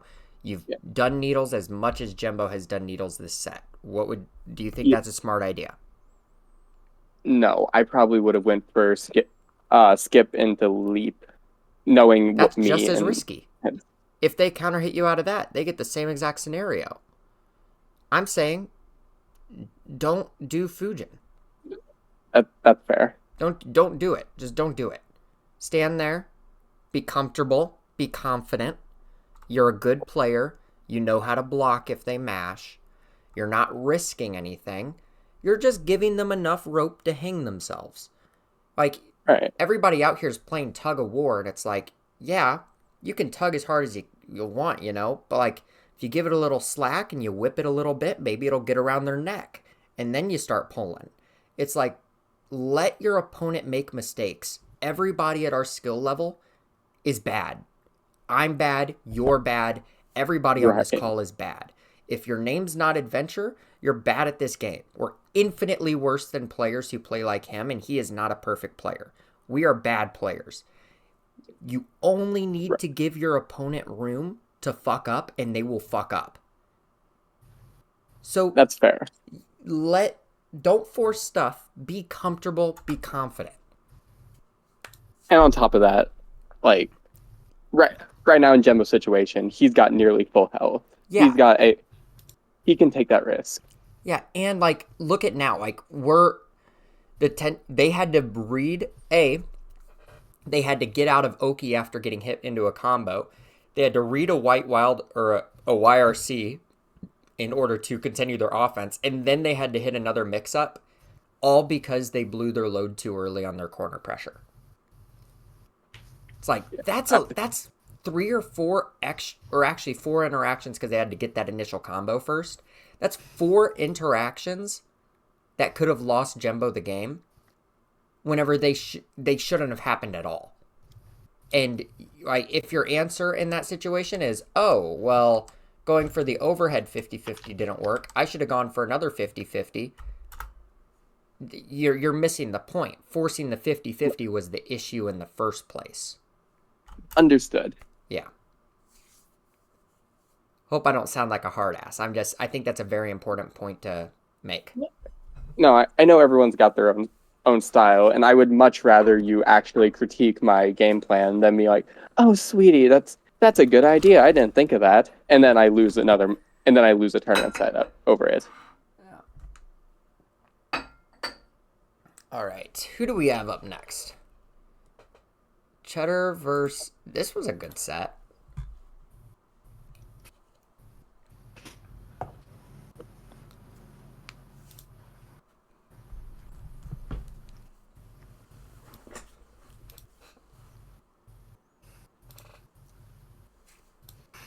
All right. We are going to see a lot of those air dash backs from Cheddar. Cheddar was definitely playing pretty scared, which is okay to play as Ramlethal. You can kind of afford to be in the air. Soul doesn't have super great anti-air moves outside of 6P, which does have good reward, but he can't really 6P your JH. So I like it.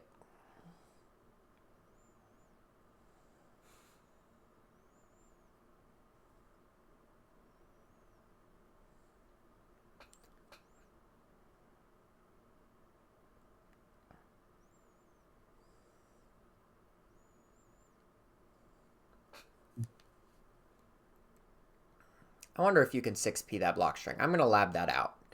What was that? Close slash. Okay, hard knockdown. Close slash JH. You can definitely 6P that. I think it would clash with the sword. It's mad disjointed. Yes, but if you clash, you can just cancel and do a second 6P. If you're ever in a clash war and they're above you, you win the clash war. General rule, unless they have a DP.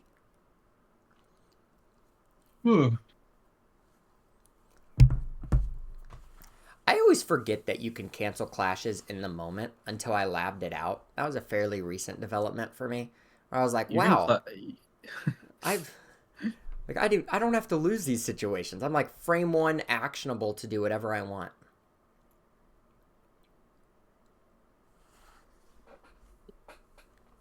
That's half of why 6Ps are so good. You get the clashes out of it even if you don't outright win, and you can get an even bigger reward. That's why clashing on Bridge at 5H is actually pretty good. It's not like clashing in fighters where you just hold back light and just mash. I yeah. love fighters. Oh my god. Yeah, that fighter. I think there was one match where we were both playing base Goku and we both did like IAD jump medium into jab and it clashed. That's godlike. I know it's such like one of the biggest moments of it, but the two Keflas doing the same exact fucking block strings over and over. It was absolutely scripted, but it was still really cool to see. Like, yeah, there's no way that was scripted. There's no way at all. It was a tournament set. 11 versus Geo. Goichi was like one of the hypest moments. Oh, Sonic Fox versus Goichi was fucking. Oh yeah, that was also really good. We're talking about Dragon Ball Fighters. Yeah. Yeah. Sorry, I don't keep up with. I just heard Sonic Fox and all of my neurons exploded. Dude, Sonic Fox versus Goichi. I was such a Goichi fanboy. I was new to the fighting scene, so I didn't know about Sonic Fox's legacy. I was just like, holy shit, look at Goichi's defense. Yeah, one of my favorite fighting game moments ever is Goichi like out blocking like a sparking blast Bardock for like 10 seconds. It was Leffen. He did that to Leffen. That was like a super famous clip. Yeah. He outblocked the Leffen too, but I'm talking specifically like season 2 Sonic Fox versus Goichi. Oh like yeah. At Evo. Sonic Fox had some crazy fucking pressure strings. If Sonic Fox would have picked up Ultimate Gohan, it would be over. That instant fall was disgusting. I need someone to explain Dragon Ball lore to me. Base Goku, who like everyone said base Goku was bad, and then this guy just came out of nowhere and won by him alone. Wow, right? You know, I think everybody was right though, at least at the time. First off, his assist was kind of meh. And then that was a good clash. GT Goku existed. Oh my god, that little rat! I could have. Oh my god, that little rat made me quit the game. All right, he was crazy. He was just. I didn't like how that game's viability of characters just boiled down to assist good, yes, viable, no, trash. Yeah, I played. Then they gave everyone 3 assists, and I was like, okay, well everyone's good now. I mean, honestly, that was a huge upgrade on the game. Yeah, huge. Krillin was viable for the first time. I think the game is just by the end of it, it became everyone gets everything, and I'm just everyone gets a bunch of horse shit. So even if they get everything, they just get a bunch of nonsense. Yeah, this special cancel and special, it was absurd. It's basically what happened with Tekken. They figured out what was good in the game, so they decided, hey, let's just give this to everybody. And it's just oh my god, I have never seen a more negatively received patch than Tekken 8 Season 2. Oh yeah, I was gonna say, you're. Oh, sorry. Guilty Gear Season 4 Alpha. Oh, no. Yeah, no. Tekken 8 Season 2 is so much worse. People are quitting that game in droves. No. What was the Guilty Gear patches are bad because like a character or two are too good. The Tekken patch is like everything sucks. I mean, I was gonna say I quit Strive because of Season 4 for a while. Which one's the patch that added Wild Assault? Like the ones that gave you like Oki after Season 3. Okay, that one I had to stop playing the game. Honestly, I did not like that patch. Yeah, no. Red Wild Assault or Orange Wild Assault was like war crime. How was it better than White Wild Assault? How? Versatility. First, well, I mean, yes. No, I get it. I'm like, I'm not saying like, oh my god, I don't believe it's better. I'm like, Wild Assault was so fucking broken. How did they find a way to make an even better version of Wild Assault? Like, oh my god. Because it just enabled people to kill people even faster. Why was Kai suddenly top 5? We love Advantage State. We You say Oh, that Kai bad. hasn't always been top 1. I will never let go of this conspiracy. Kai's top 1? You're insane. Well, somebody pull up the Lord Knight clip. Which one? Mids and throws. The one where Lord Knight is like, if somebody complains about Kai, they're playing a degen character every time. Yeah, I'll admit it. I play fucking Happy Chaos and Anji Mito. But I despise. I am the number 1 Kai hater on planet Earth. Kai is so funny. It's just Stun Dipper that's the problem. That's it. I hate Stun Dipper. I hate Sacred. I You hate hate Sacred Amu. Edge. You hate Amu. Yeah, I'm a pot player. I really only- only have the right to complain about Gold Lewis and Johnny. the only time I'm like fuck Kai. You is have when, the like, health to deal with both those characters. It's when like he catches me asleep on the wheel and he just runs at me from full screen and gets the throw. Like I feel like a bad player every time that shit happens, man. Like, I will say, as a pot player, you do lose to Gold Lewis, so you can complain about them. And every character in the game loses to Johnny, so that's valid. I think like pot can only complain about those two, but those are valid complaints. Wait, Johnny's top 1? I thought that was Johnny's top Gold 1 Lewis. by like that was a Gold whole Lewis. Yeah, tier. he is. Yeah, no, his minus 15. No, he has minus 15 on his specials. But He like, sucks. Oh my god. What's that mean? What's that mean? Fuck! You blocked my special. Now minus 15. Oh no. Fuck. How are you gonna? Here, I have a meme for this. Let me fucking. What do you do? I'm minus 15. No, I'm only plus 15. What am I gonna do? Oh yeah, I know the image. I know the image.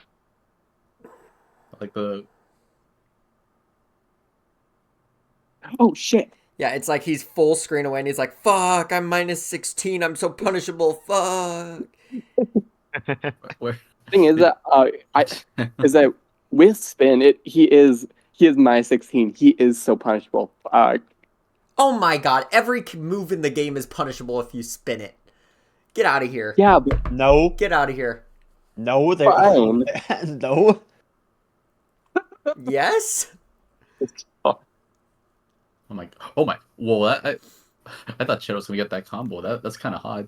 Yeah, okay, low key There right are here. there are moves in Cheddar this was game that are crawling safe back. if spun. This is such a good meter situation. You don't get no super wall break, which kind of sucks.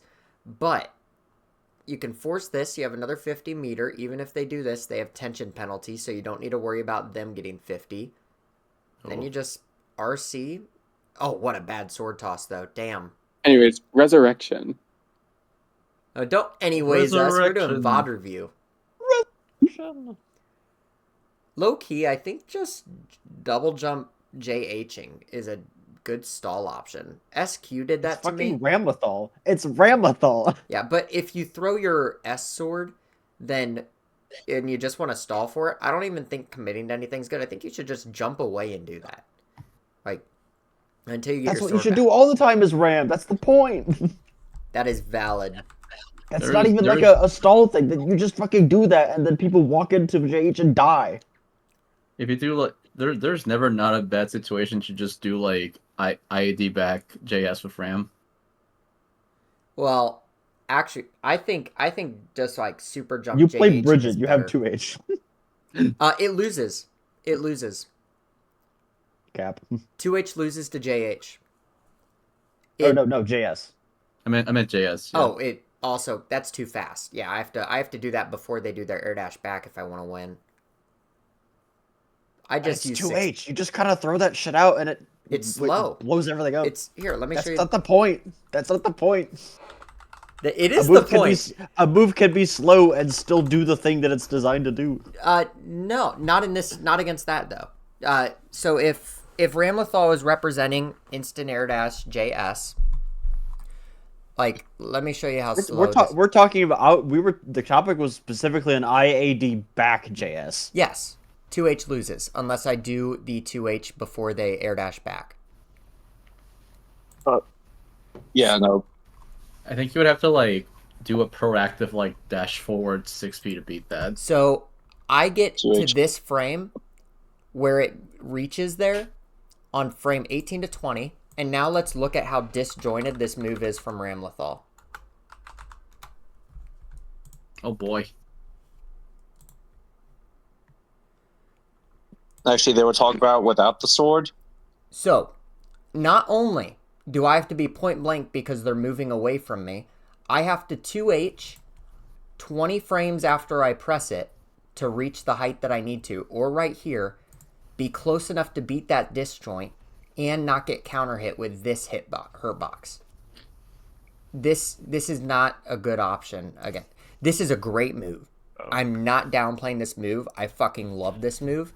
It does not beat instant air dash JS. This is 12 frame startup, and she has an 18 frame instant air dash back. This is literally unreactable. I cannot react in time to see that they're instant air dashing back to do this. I'm not talking about a reaction check. You just want me to press that in neutral? You're insane. Holy shit. Hell no. Why does every Bridget player fucking do it all the time? Because they suck. You do. Yeah. I suck. I suck. Whenever I fight actually good players, doing 2H is probably my worst habit. Because I kind of spam it, and good players do not get hit by it. I've actually been trying really hard to break the habit. It's just a good anti-air tool, though. It's a good everything tool. It's just laggy. It's so laggy and slow. It's like, if I am not in range to hit you with it, not only do I have to go through 28 frames of end lag, I have to go through 15 frames of my move being out. The move is ginormous. If you whiff 2H, then something's going weird in the entire game. The horizontal range is terrible. You have to be above me. You have to be above me. And even if you air dash back, I whiff. And you have time to land, run up, and get a close slash. That's pretty bad. Yeah. So what that That's what means recovery is frames do. it's a high risk, high reward thing. But the thing is, let's think about the reward. If you block it and you're in the air, I get a yo-yo set and then I have to RPS. That's okay. If I hit you, I get a yo-yo set into Bridget combo. I deal 10%. I get maybe hard knockdown with super wall break. I'll say I usually do. And then I'm threatening you for another 10%.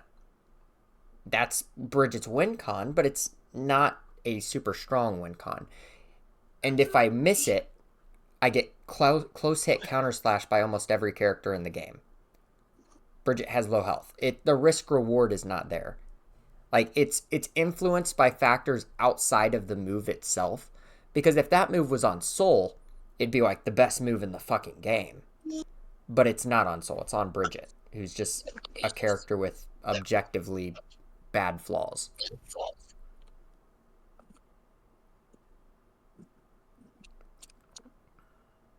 Holy shit, the match between you and Durfla is so fucking short. Yeah, this is Nago's worst matchup. What Bridget is? Yep. I could kind of guess why. It's Anji. It's Anji? No way. Bridget's No, so it's bad not. for Nago. Bridget's No, number two. I feel like it would be. I could see it being Anji.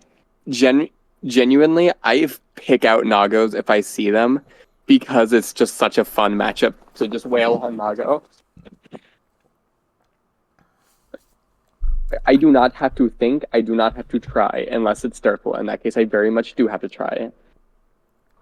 I beat Nagos I have no right beating.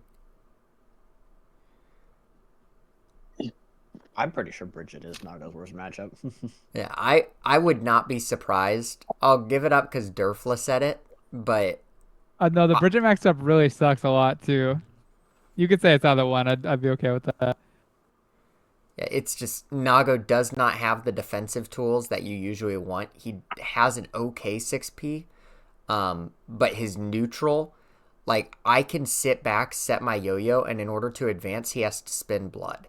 And then I just roll over him, and he has to do it all over again. It's so bad. And then he tries to super jump at you, and you 2H. And that's when 2H is like a fucking god button.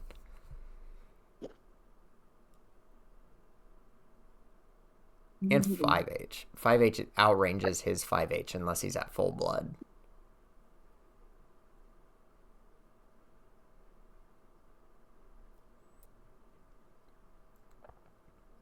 Now, the one thing I would tell you guys to represent is backdashing. Let's take, for example, this safe jump setup I'm about to do. No. Backdash beats that. On wake up, yeah. On wake up, dash back beats this. A lot of safe jumps after wall break, like Souls, you can't backdash. Bridget's, you can. If I want to be able to cover backdash, I have to OS with doing another close slash while I'm still in the air. That gives up my safe jump. So what you want to represent early on in a match, in a game like this, is, hey, I'm going to backdash you on your safe jumps. You'll get away with 2 or 3, and then I'll start smoking you. But after I smoke you once and I show that I'm willing to do it, then you start doing super reversals. And suddenly, it's a 50-50 instead of you're just guaranteed taking the pressure. And then you start doing nothing. And I'm like, okay, what's going on? But even if you get hit like 60% of the time doing that, that's a winning trade. Your Nago versus Bridget. Your health and damage just add up to make that better. Also, I was gonna say, I've been playing some matches in the background, and that one piece of advice you're talking about, giving the opponent just enough rope to hang themselves. Yeah. I don't know why. That just conceptualized it in a really good way for me to understand. That's how I, whenever I got better at Smash Bros, that's how I kind of do it. I was like, oh man, I'm always running at them and back airing. I'm really forcing issues. And it's like, people are good at panic mashing and stuff. Like, people can make those snap-second decisions if you force them to. But, like, giving them just enough time to make something stupid and think, oh my god, that was stupid, and then you kill them is so good. But yeah, I live by that philosophy. Give your opponent enough rope to kill themselves. That's why I do, like, double jump, aerial, yo-yo toss in the corner so much.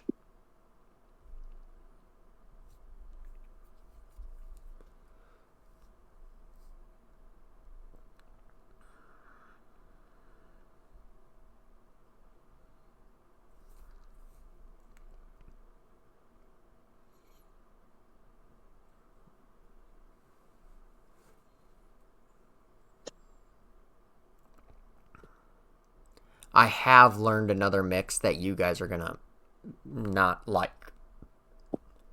Oh no. It doesn't really do anything, but it makes what I'm doing a lot more ambiguous. I'm very fun. They call it a knuckleball. Oh god. Did you do that to me going off first to 10?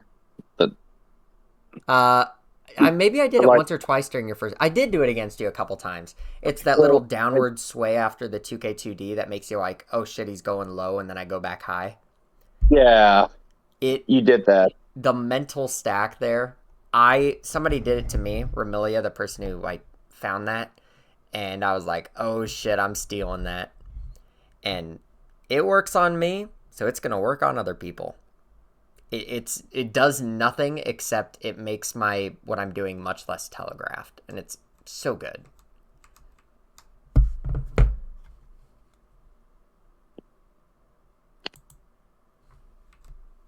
You did a good job of blocking it, though. I think I got you a couple times whenever I first started doing it, and then you adapted. Jeezy didn't. I was running that shit on Jeezy like crazy.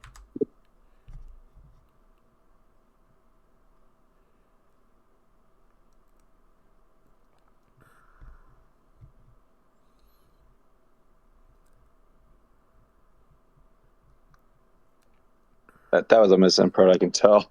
Oh yeah, the 6P. Oh yeah, if I ever do if you ever see me do 6P after a throw, I fucked up my safe jump setup. Oh, fuck.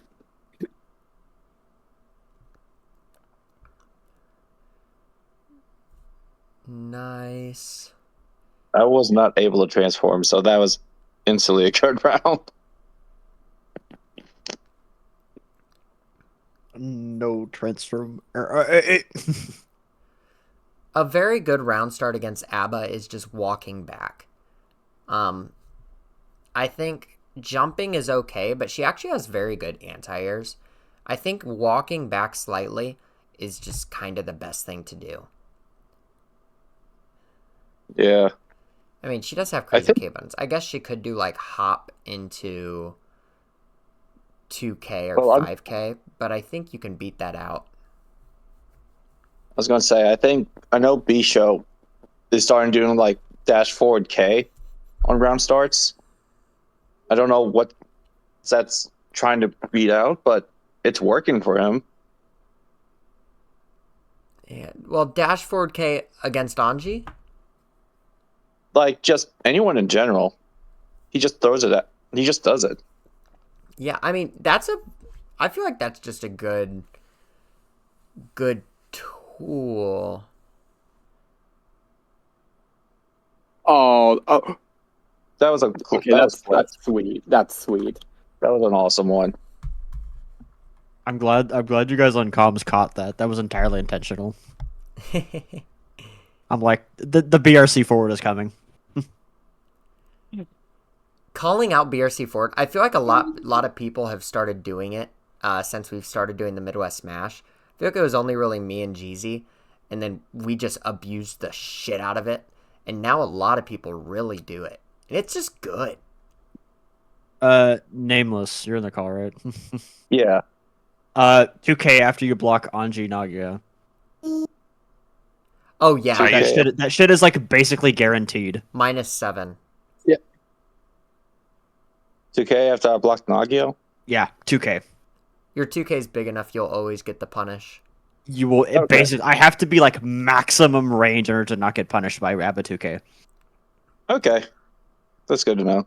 Yeah, I mean, I almost always just autopilot 2K after it. I don't even care if I hit them or not. It's just worth the chance. I ran into situations where the 2K will hit and the 2D will whiff, and I'm just like, what the hell, dude? Well, I mean, can't you convert off of just a regular 2K? Because like you could do 2K and then the Rekka. Yeah. No, there's other she has other options. So it's not like, but yeah, no, it's better than what was I trying to do? Like Far Slash, trying to punish that for some reason. Yeah. Yeah. All right, I'm going to bed. Good night. Good night, everyone. I am probably, after this match, I'm going to cut this VOD review short and try to finish the rest tomorrow just because I have work and it's going to be a busy day. I'm transferring teams. Also, I was gonna say, my only argument for having the interviews be chopped off is that I want to make photoshops of like, I don't know who is conducting the interview. It will be, I will be doing the initial questions, and then I'm having everybody who does commentary come up with 2. So that's something where whoever signs up will be doing it with me. Julio. I just want to make like Photoshop edits of different Strive characters in like different interview and podcast booths. Oh, that would be cool. Tell me it wouldn't be tight to have like, I don't know, Biken and Bridget in the Joe Rogan setup. That would be fucking sick, actually. Make sure you put Durfla. Make sure you put Nago in there too, because Durfla is pretty much guaranteed to be there. Well, is guaranteed. The first one I'm gonna do is late night the Late Show with Jimmy Kimmel, or is that? Yeah, if you can Photoshop one of those, fucking let me know. I mean, yeah, Soul's a safe bet because at some point we're gonna have to do Shark.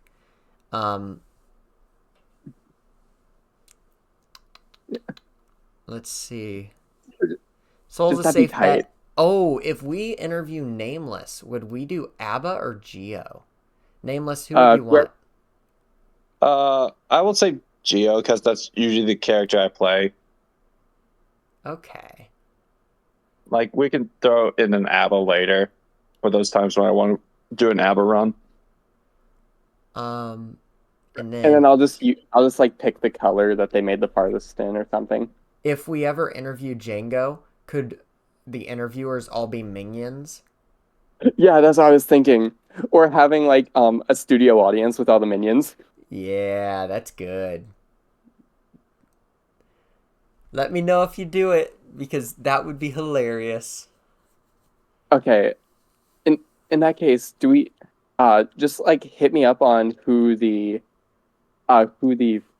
next person's gonna be, and I could probably make it in like an hour or so. Okay. Yeah, I'll try to make that decision tomorrow on who we're doing this week, and I'll send that your way. If that's too short of a time frame for you, Oh no, it's let not. me know, and I can tell you for next week. Photoshopping random images is a pet hobby. I like. So like I used to make posters for my. I used to do that to make when I was bored. I'd make posters for my old tournament series I ran. Could you have picked up here with 5K or 2K? 2K probably. Okay.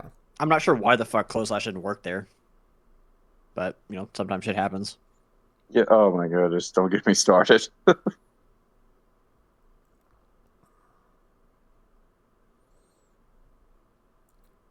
Needles beating YRC does make it not as bad as I always think. I'm always like, Well, Needles are bad. it's very space independent because if I'm too close to YRC, then I just get gapped, and then sometimes it clashes with YRC, and then sometimes it just kind of goes through it and it does nothing. It's so fucking weird.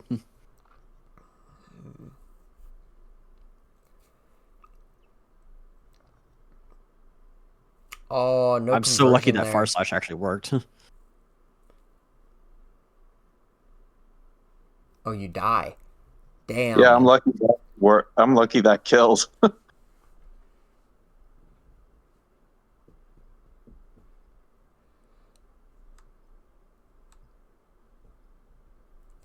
Holy shit, this was a close set. No, like you played like I said, Jimbo played this really well. I said the What fuck the way that moved. Bro, let me get a snip of this. One sec. You hit J-Reach, dude. What the heck?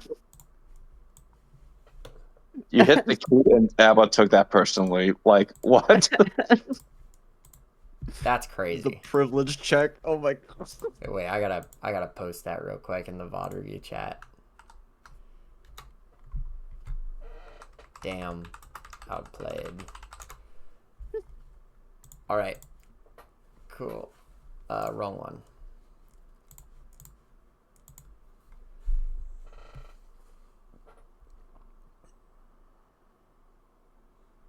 I was on some hopium shit trying to wake up 6P, but it's ABBA, so we just get within close slash range on every knockdown.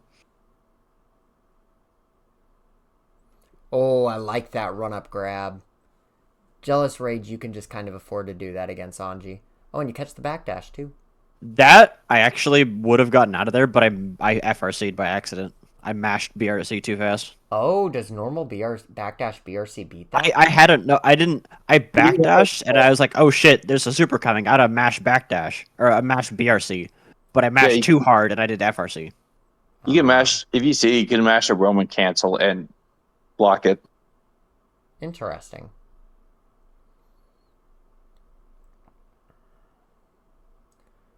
Oh, I kind of thought you'd trade there. Good. Yeah, that's a surprise you won because you only JH just wins anything.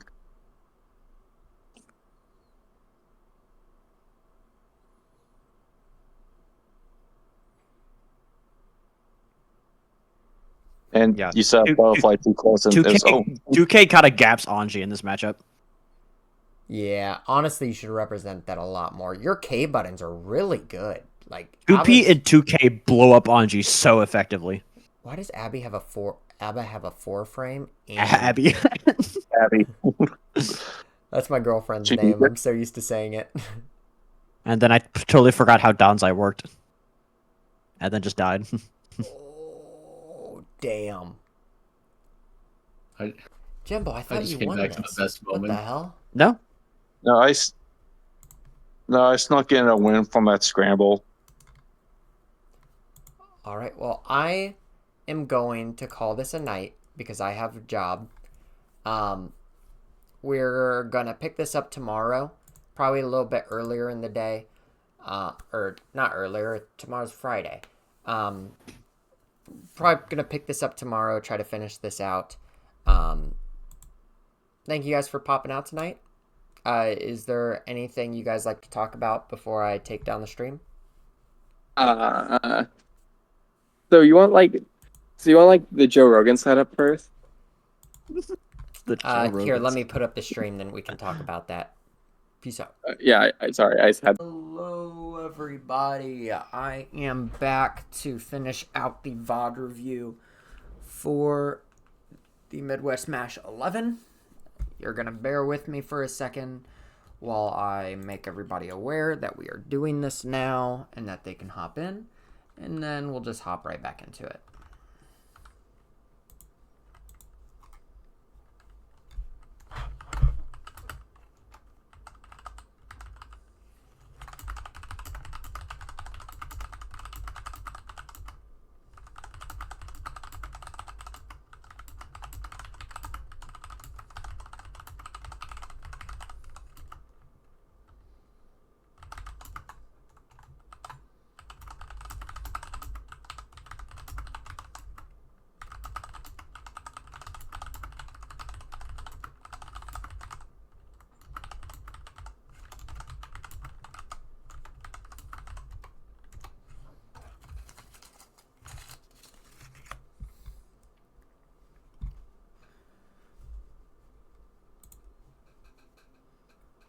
All right, we've added people.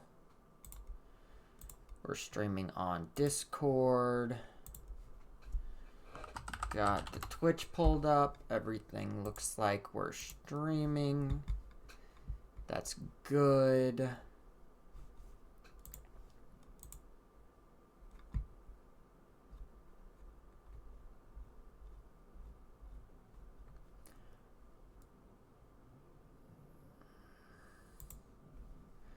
All right, let's start this off.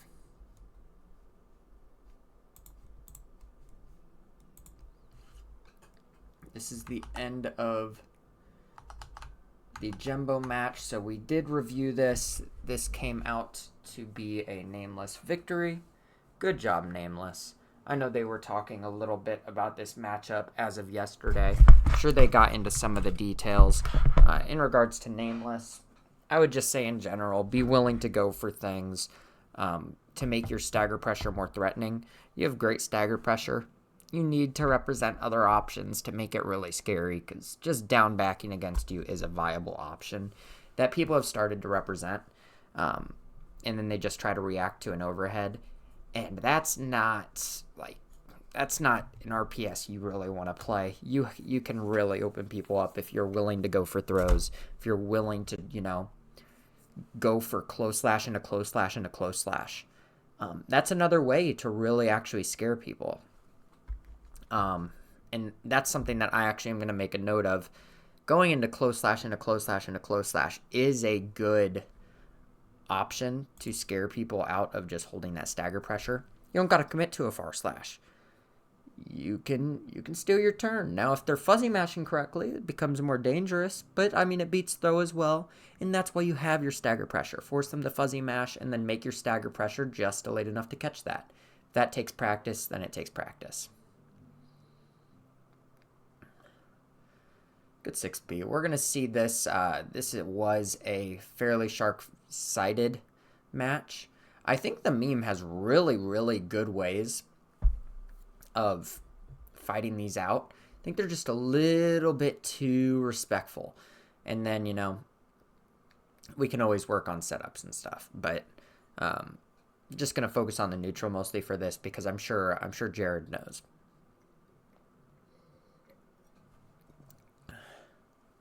Now Jared has a habit of air dashing in, which as Biken is good, but I know in the past I've emphasized going for things like empty hops. I think would benefit them a lot. And just dash blocking, because a lot of times I see Jared run in and get hit while they should have been dash blocking, which just can be a habit thing. They play a lot of games, you know. I like the parry attempt there. Very bad burst spot. Don't burst there. Anytime that your opponent is in the air, even on a special move, you really don't want to burst, because they can land and then they're just good. They're good to go. Most landing special moves, ones that take you into the air, don't have very much recovery whatsoever. And you can kind of just do stuff out of them. So anytime that your opponent's in the air, if they're throwing out a normal button, or if they're throwing out, you know, a move like Bandit Bringer, you don't need to burst. Bandit Revolver too, puts them in the air. Don't do it. I know Nameless is in the chat. I was saying another good way to crank up risk, because I watched the end of your Jumbo match too, and I don't know if you heard it. A good way to crank up risk is to maybe go for like close slash into close slash into close slash. I know we were talking yesterday about, you know, going for throws, making your stagger pressure more scary. But in reality, you don't need to catch people doing grabs. You can catch fuzzy mashes. And fuzzy mashes are generally what people are going to do if you're going for stuff like close slash into close slash. So just an idea. Thought that might be a good thing to bring up that I didn't bring up last time. You know, going for really belligerent pressure resets instead of like the actual good stagger pressure is a good way to make that good stagger pressure more threatening.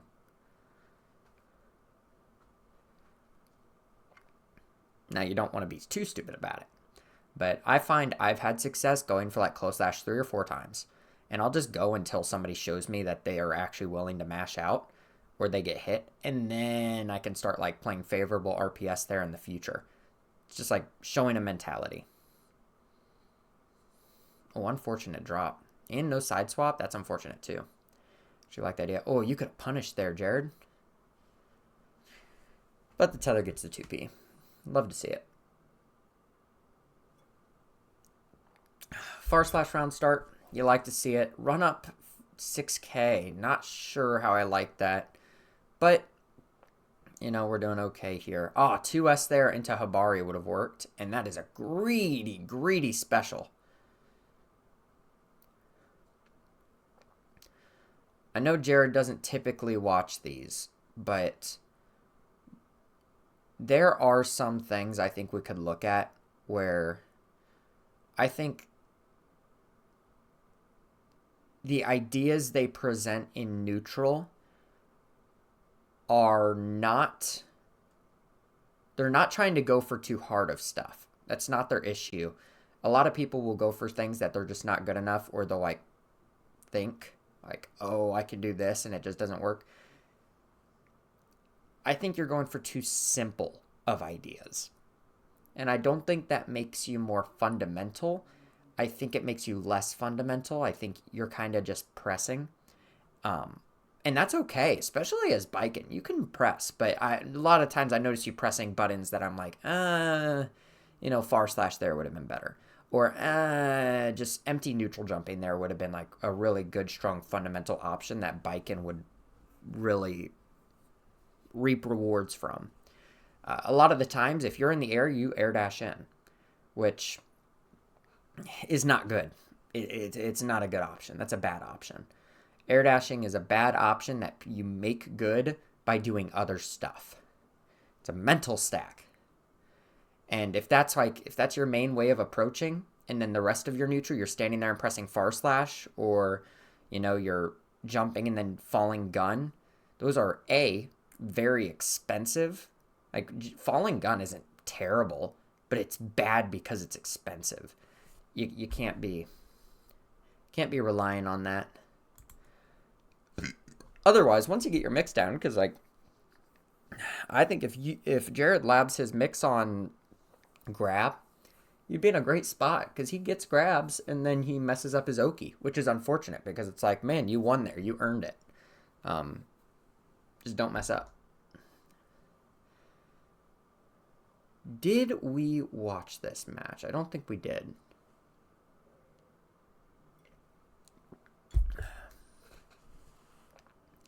Oh, what a bad RC, dude. You didn't need to do that there. Then you pressed. A lot of people don't give Gun enough respect, which is odd because they don't give it enough respect by thinking they're respecting it. They're like, oh, I made it underneath it. I can like contest here. I can counter hit them before it comes back. And the truth is, you just need to jump over it. She's in so much end lag. You don't need to catch her while she's still in the air. She has end lag all the way up until like even past when she's on the ground. Air gun is a bad move. Like, not terrible, but it's not good. And people are just get knowledge checked. If you watch really good Elfelts, they do it full screen, and then the moment you start to run in, they're like, oh shit, I gotta play the game now. Just be willing to jump. Even if you're right next to them and they do it, just jump after it homes in on you and then punish. And that's how you're going to beat a lot of like mid-level Elfelts, or especially Elfelts like Dastardly who really just do that over and over again. I don't get the sense that Dastardly really has neutral outside of that option. I see this with the berry, and I see jump back gun. Like it's decent. Take you to an intermediate level, but like good Elfelts will play beyond that. And you know what? Maybe it's a shallow look at Dastardly, because if it's working, then of course you want to play like that, right? Because it's an easy way to play. And if you're winning with it, then who's going to complain?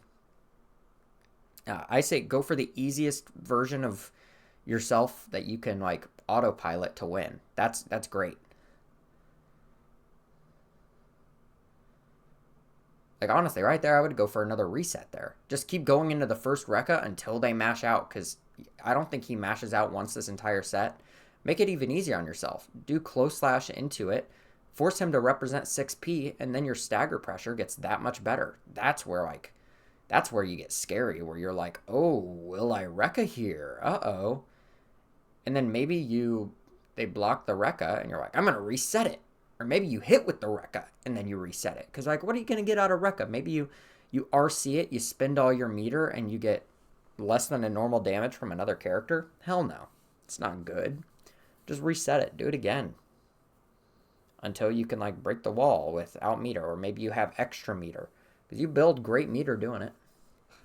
Like, that's perfect. I don't know why they got mashed out there. They should have been able to counter hit that, but it was good. Oh, God, stop jumping there. Stop. If you're against Slayer, it's very tempting to just jump kind of willy-nilly. I think it's very important to not do that, especially the double jump. Just commit to one jump, and then you can kind of wait for them to do something. He has great anti-airs, and like you're right to be afraid of them, but that second jump is a resource. And the moment you spend it, you're a sitting duck. It's like you would rather block something and have that resource in reserve. Simply because before they swing, they have to think, uh-oh, are you going to jump? Like, oh, they might do this. That's infinitely scarier than them saying, oh, this is like riskless. I can just 6P and you either block it or get blown up.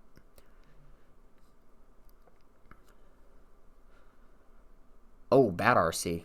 Hate to see it. But Savage is it. Unfortunate. You got to be able to block those. Blocking that move is not hard. A lot of people are like, oh, you got to air grab it. You got to, react in 17 frames and jump up and air grab and then pray that you don't get hit by another move and blah, blah, blah. Who cares about actually punishing Elfelt out of it, right? Just block it. Patience is the name of the game. A lot of mid-level players I've noticed, and this has been my biggest issue as well, is everybody's so impatient to get out of pressure. They're like, the moment that I'm in pressure, I'm losing the game, and I need to do everything I can to get out. It's why you see intermediate level players, and especially like high intermediate level, mash YRC. They're not willing to hold pressure and just down back. It's okay to do that against Elfelt. Matter of fact, I think it's really good to do it against Elfelt. I literally just hold down back and I'm like, oh, are you doing Rekka? I'm going to backdash on Rekka. And that's my counterplay. Is that going to get you blown up some? Yeah, but like you're going to get blown up in this game. It's a fact of life. All right, that's good. Unfortunately, no jump over that gun. Okay, we got the reset on the Rekka. They got the grab. We're fine. Look at that meter situation. That's not bad at all. All right, now this is a good situation. Yeah, just dash in. I don't know if you're minus there. I don't know if you had to spin that tension. Good. See, that's good shit. That's what I like to see. Just going for that shit and showing that you're willing to gets them thinking about it. And then the one time that you don't do the side, like double side swap or anything, they'll get blown up. It looks like a meme. It is so not a meme. The best slayers do that shit. Oh, unfortunate. There, you should go for close slash. Why would you go? In this situation, fuzzy jumping is such a strong option because it beats grab. It's safe to strikes. You should choose an option like close slash that leads into great pressure and covers the air. Because, like, imagine if you press close slash and you got the counter hit right here. The game's over. Gibbler wins. GG's. But no, 2H does not cover that. You should not be doing 2H in that situation. 2H is very, very strong in different situations. A lot of people I find which moves are strong, and they don't critically think about what they're using. They're just like, oh my god, I'm in this scenario, what's my best move? And moves have purposes, and Arc System Works tries really hard to make sure every move has a purpose. Don't get caught up in like a move just being good. Even if it's the best at a specific role, like it doesn't mean it's always going to be the best option for that job. Now, there are exceptions. Like if you're playing ABBA, you probably want to press 2S way more often than you press 6P. But 2S doesn't have upper body invul, I don't think. That's a benefit that 6P has over it, even if ABBA Jealous Rage 2S is infinitely better of a move. Things like that are going to, or rather, should influence your decision making. And ultimately, you don't have to make like huge decisions there. You're like, they're in the air. Your only decision should be which one is better, because you can iron it out to like 3 choices. And that's homework you do before a game. That's stuff you should be practicing whenever you play online in Tower. If I'm saying these decisions and you're like, wow, that's a lot of thinking during a match, I don't know if I care enough to even do that, you just got to focus on it for like a day or two, and it will start to become ingrained. You're not going to do everything at once, but focusing on little decisions like that, and especially just like focusing on specific little situations, like let's say 2S as an or like a generic anti-air move versus 6P. Thinking about when one might be better than the other is gonna be very good for you, and you don't have to think about like, you know, which pokes in front of you are better in which situations, when should you low profile and stuff. Just focus on one. It's kind of like Bridget. A big part of my learning curve was 2H is so good. Why should I use 6P? Well, 2H is slow and doesn't have good fucking BRC back. 2H is slow, puts me in a big counter hit state. isn't fast. Well, I guess that is covered by its slow. It doesn't have much horizontal space. And the hurt box is actually pretty big. Now, 6P is very fast, doesn't have as much range, but it still has respectable range. It's one of the bigger 6Ps of the game if it's a little bit slower to reach that second hitbox. Like, they both have their... And it has less reward. So it's like, they both have their spots, but that little RPS in neutral, that decision-making on which one should I use, that's huge. Like, that makes the difference between me being Super Noon tier or not. Super Noon makes that decision correct all the time. I don't. That's how you get better. I like that 5k round start. It's pretty low reward. Obviously, they didn't get punished. What up, dude? Guys, do not backdash on your own Oki. If you want to bait grab here, like, let's think about it. You want to beat grab here. Just close slash. Just slightly delay your close slash. You'll get a big-ass counter hit. You're fine. There's no reversal on the table. If there was a reversal, I would say go for a safe jump. Like, your safe jump is your beating of DP and grab. If you think they're going to do that, just do the safe jump, do your Oki, blah, blah, blah. But, like, by doing nothing into backdash, you open yourself up to, like, 18 to 20 frames of, ooh, I'm stuck here. All these other things that cover the same options literally are you already throwing out a move like they're in block stun. Infinitely better. Now, I do it too, I'm not going to lie, but like, it's not good. It's something that we should beat out of ourselves.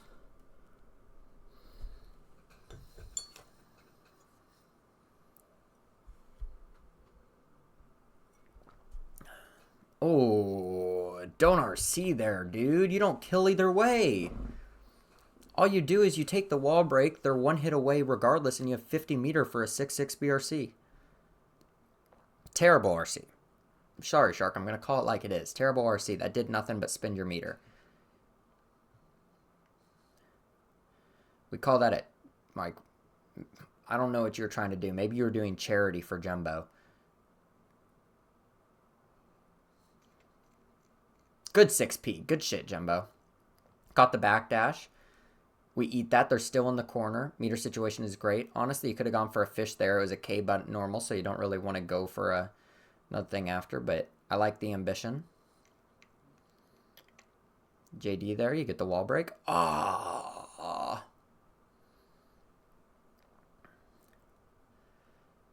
All right, not dead. Shark, I guess, should just be playing here to, like, spin their burst. Honestly, if they lose this, it's almost worse that Jumbo lives so long. Because Jumbo built up more burst meter than they would have either way. Though Shark, I guess, did gain a lot more as well, which I guess is like, it depends on how much you value your resource versus your opponent's, which I always think you should value your resource over, like, negating your opponent's. Just because offense in this game is so scary. That is an interesting question, actually. I do want to explore that a little bit. A lot of the times, whenever I'm talking to people, I'm like, okay, you're on defense. How much attention are you paying to your opponent's meter? And then I'll ask a lot of beginner players, how much time are you looking at your own tension? It's like, during the game, you have a lot of opportunities to look at them. But the thing that I don't usually delve into, I'm more trying to raise awareness. The thing that I should delve into more is how should you value each of these? Even in chess, they're like, oh god, dude, why'd you bait burst? Now we got a gold burst and did the same exact thing, except he gets more. Oh, dude, I hate you guys going for burst baits. I hate it. Just eat the burst. Someday we're going to have a Midwest match without a single burst bait, and I'm going to cry tears of joy.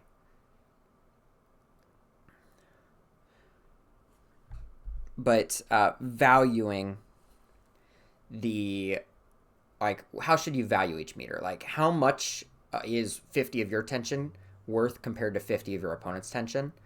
And I really think it depends on the state of the game. Like, for example, are you looking at burst at the end of a round whenever you are likely going to lose. In which case, if you have more burst than them, I would probably recommend, you always want to try to win, so it's hard to say, like, just kill yourself. But sometimes that's the optimal thing, is like, if you have full burst, they don't have any, you're going to lose the round, let them kill you. I'm not even joking. Make it annoying for them, but you're going to lose the round. That only really applies for characters like Gold Lewis and stuff. If you're fighting a character with normal health, you have time and the chance to really run it back. But if you're fighting Gold Lewis or Potemkin or like Johnny, if they start their turn, they're building up 50 burst, and you're not killing them for like 4 or 5 more interactions. It's legitimately optimal just to kill yourself. Which means the game is poorly designed. Damn it.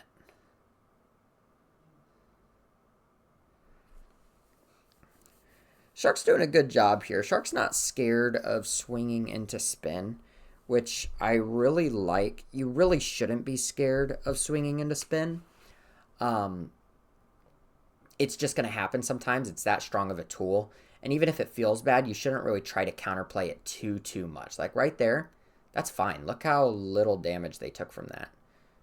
Now, a more optimal Anji might have a more optimal combo, but we're not fighting a more optimal Anji. We're trying to win this match. This is a bracket match. We don't care. We're trying to win. What do you do? What do you hope to accomplish by swinging Gunflame out there? I wish Shark were here so I could like ask him.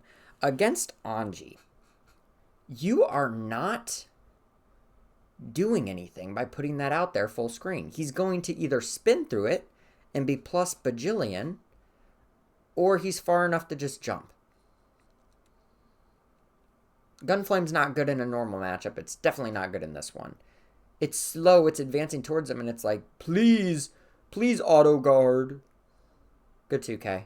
Like to see it. This is the shit I want to see. Like, you're kind of advancing. You're pushing your pressure. You're playing a little bit patient.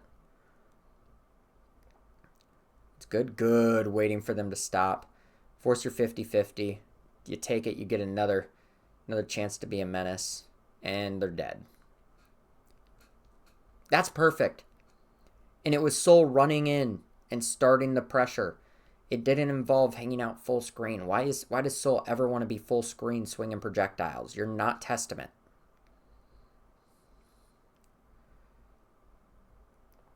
Alright, 50 damage combo. We do those casually. I so agree with that decision. That was such a good fucking Bandit Bringer. Just do that shit. Even if you whiff, you get tension back with positive. Beautiful.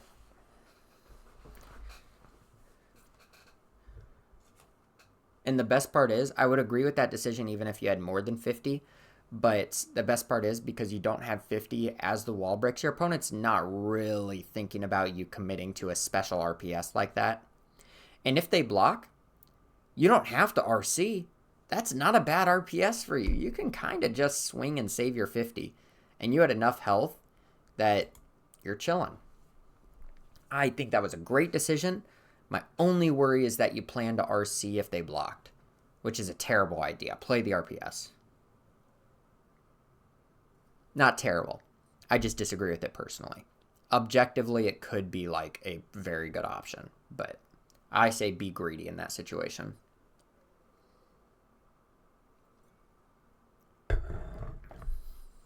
All right, this was an interesting matchup.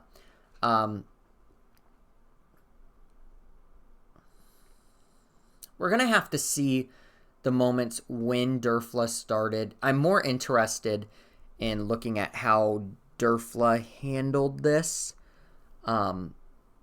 Because Dastardly kind of played how they played versus everybody else, which is fine. That's an unfortunate 6H. That loses you the round. Absolutely. But I don't think that this should be that bad of a matchup for Nago. It's definitely an annoying one. But I think half the matchup here is going to be the player. Like, let's think about it. Right here, what is Dastardly doing? Dastardly's jumping or they're doing Pineberry, whatever it's called. I would say sit here 2H. Yeah, good shit. Then you do that. And 2S isn't a bad option there. But honestly, either nothing, good 6P. Nothing or 2P would probably be better. You're close enough. Like, 2S is the type of move where I'm like, oh, they're going to run into you and press a button. That's like your counter hit. You get good reward off it. It's big. It's hard to whiff punish. But if they're super close to you, just 2P.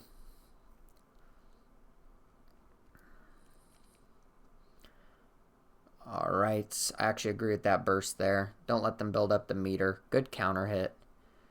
They might try to reversal, but this is a great spot. You can... Good Beyblade. I like that. Unfortunate you got hit there. I think you might have been trying to 6P. Just fine. Now, unfortunately, you've lost. Just be ready for the cross up. Nope. Your point here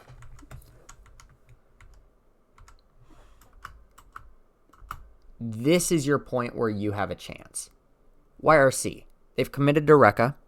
They can hard call you out, in which case, yeah, you lose the game. That's fine. But you lose the game if they hit you anyway. They have 50 tension. You're dead. You eat the mix. They break wall. Right here, you got a second lease on life. Still no YRC. You don't have tension, man. You can't afford to be playing defense like that. You got to be proactive if you're going to be... You're in such a bad spot. Like, this is legitimately, like, the worst spot you can be in the game. You have 50 tension. Not the worst. Like, you could have no tension and you just lose. Like, the moment you block, you lost the game. But you have something to fight back. You have YRC. You have FD. Now, right here, you could have FD'd on that heavy slash, and this would have whiffed. And you could have got, like, 2P into anything. Maybe stolen a burst. And that's honestly not a bad situation. But after you block the second one, you have to YRC. Take the RPS, because, like, you're not going to block the Rekka. Rekka's not blockable. Take the 50-50 instead of the, like, 99-1. That's all I'm saying. That was entirely winnable. That was entirely winnable. I think it was that 6H on Oki that whiff that kind of lost you that set, or that round game. Good idea. Bad move to do it, but good idea. Good burst bait. Well, you are going to pop, brother. Honestly, I would have gone for Fukio in. Let's think about it. Right here, Fukio in, blood pop, 6H. You have 50 meter by then because you get another thing to wall splat. I think you could have won the game off that wall splat. I don't think you have to interact here. Good JD. 50 tension. You're so fine. You're so fine. YRC if they block. Damn, that's greedy, but it works. That's pretty much as good as YRC. I think that's great. If they dodge it, you just RC and you're out. Such a strong option. Good 6P. All right. They are going to Pineberry out. Yes, they are. Good blocks.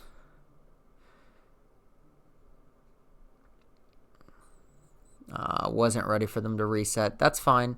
They're going for very greedy things here. Great air grab.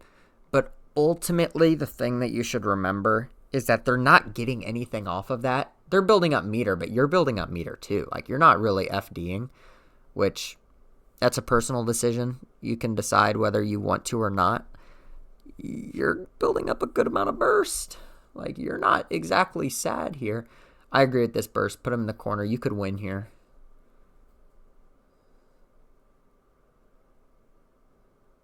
Oh, you're so dead. Damn.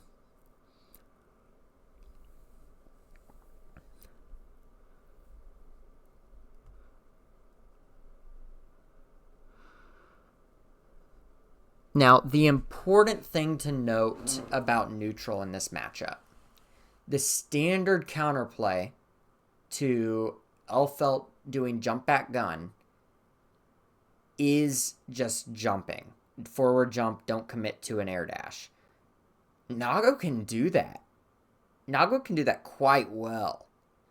I think if you see them do a gunshot, committing to just forward jumping, not even a super jump. You can super jump if you want because they're in a ton of end lag. But if you think you're late on it, just a regular jump in and you're so fine.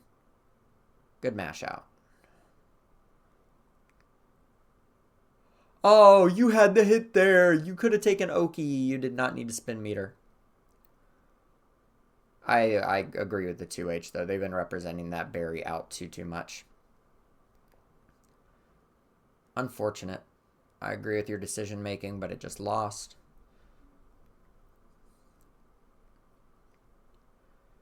Very, very patient. You're dead here. Oh my god, just go for super and kill. Why would you ever do this? They're going to do same side. Yep. Go for super and kill.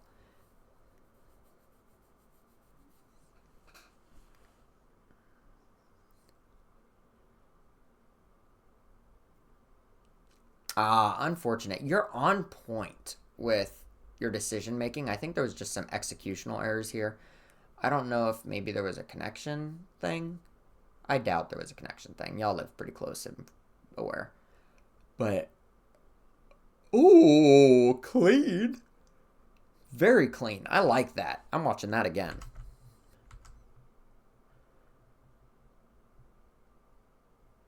I like that combo.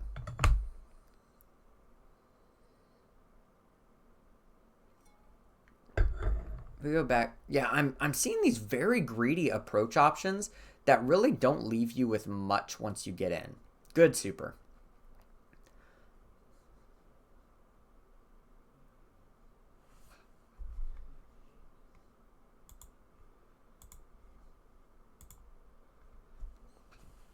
All right, you take the round. 6P's fine. Go for another 6P. That's also fine. You really don't want to get hit by Rekka here. That's also fine. Nice. Oh, no pickups. Rough. You're going to pop. No, you're not. Oh, dude, you have such high health right now with full blood. You need... That's going to whiff. You need to go for YRC more. I think you do. Usually, I tell people to not YRC as much. But that's you're almost too... You have too good of a mindset about your defense, which is insane to say. I think you have like the most patient defense I've seen, which is beautiful because it's so easy to become not as patient. It's much harder to become more patient. This is like the perfect way to grow. You are in the right direction.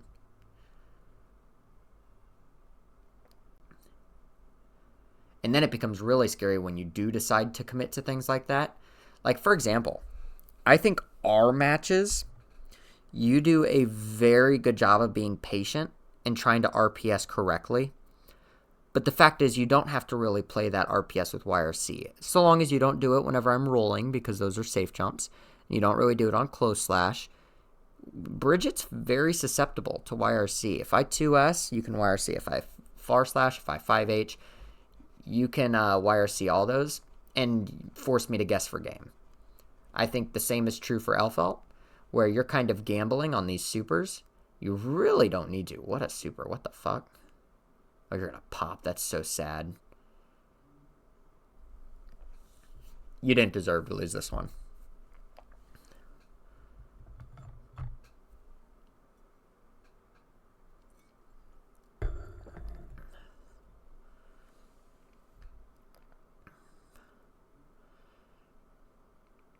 Yeah, I mean, you're going for, like, the correct counterplay, which Elfelt's actually very good. Like, a lot of people are like, oh my god, Elfelt has such linear gameplay. You can beat it by air grabbing the bomb and 6P in Rekka. It's like Elphelt has good ways of calling that out. Like, let's not joke. She's a good character.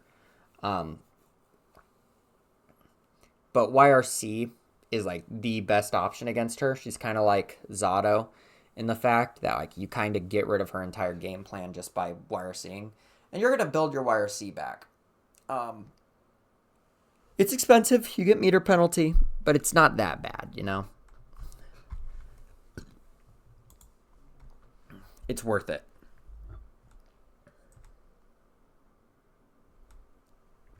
All right. This will be a good set to watch. Now, the round start is not good for ABBA. This is like one of the worst matchups in the game for ABBA, and it's sad. 2P just blows up everything. 5P2, I believe, blows up everything. I can just, like, if you do the scoot, I can just do another one. It's so broken. Whoops. All right, but that's great. That's best case scenario, and you're still in a bad spot, which is fine, but that's not what you want to do. You're here. You have good jealous meter. I set up this mine because I'm scared of you.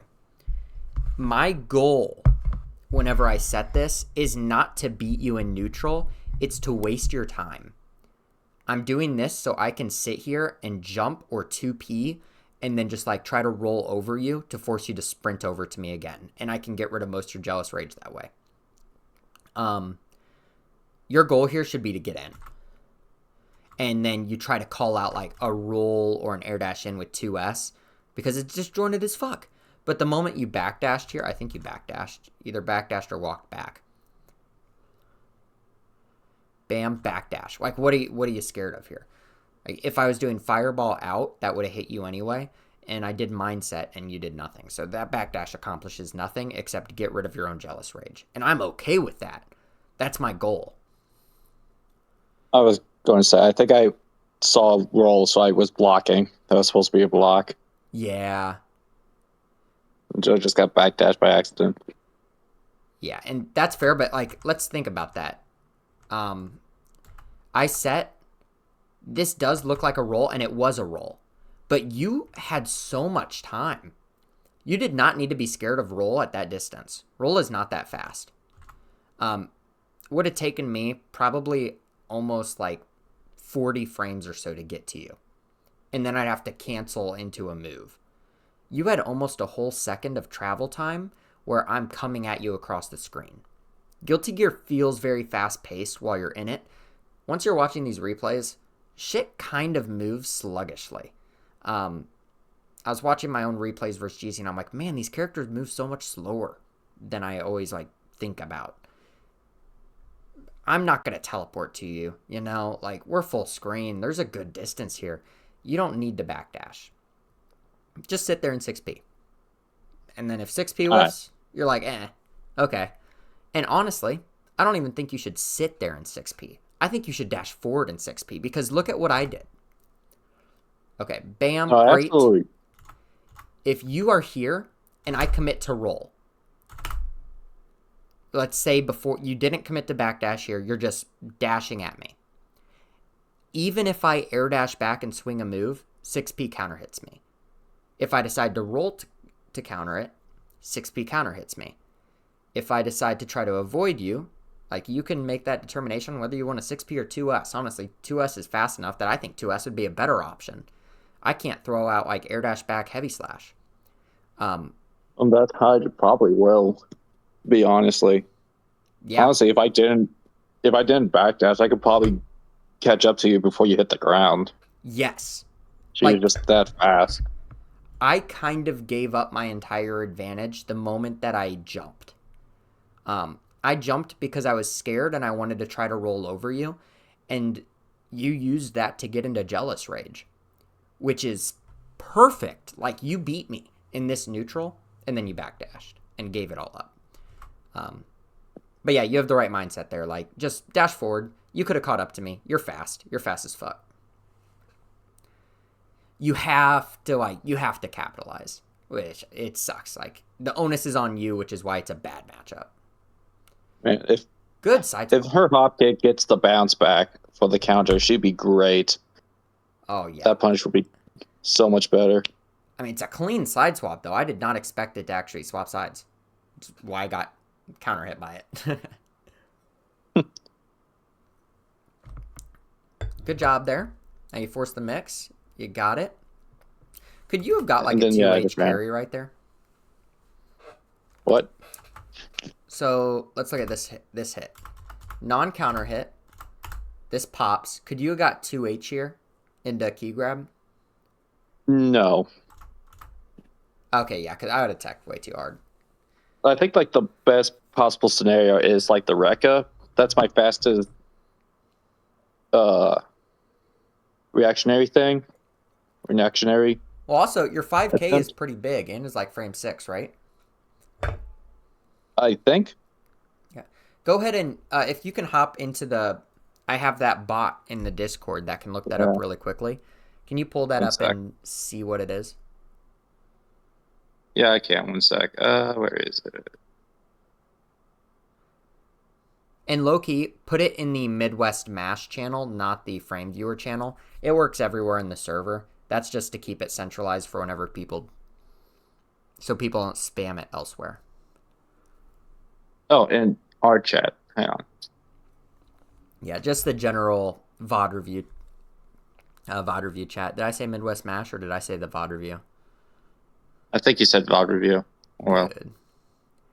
All right, your Ultra Plus here. Oh my God, 6P worked?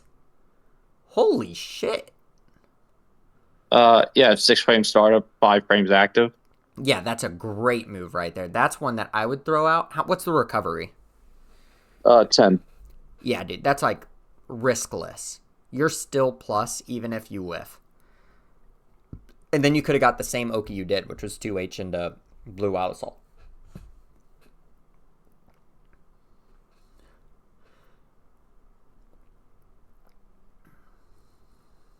That is so much damage. Oh my God. Yeah, that's perfect for you. Like, that's the best case scenario for this matchup, just because I'm going to have to force you to play the game rather than just run. Yeah. If you ever see me block in the air, or anybody, I would highly recommend going for Donzai as they land, because you're not plus, you're minus if I'm in the air, right? And ultimately, I really do not want to block JR. Like, that's last case scenario. I'm going to be super incentivized to mash, even if I don't have a DP. I'm going to be incentivized to try to grab, even. I would say go for Donzai and then force the RPS after, because you're like, your far slash just makes that RPS so good for you. Well, here's the thing about that. I had no bar and you got deflect shield, and that actually beats Donzai. Well, yeah, because she minuses on block, minuses on whiff. My bad. Well, let's think about it though. We're both on our last life here. I have no burst. You have full burst. If I manage to out RPS you here, first off, I would have outplayed you, which that's not a bad thing to have happen to you. It just means that I won an RPS that was not favored for me, and you have a second try. And look at your Jealous Rage. You can burst me and then sprint 3/4 of the screen, and then I have to box you without a yo-yo.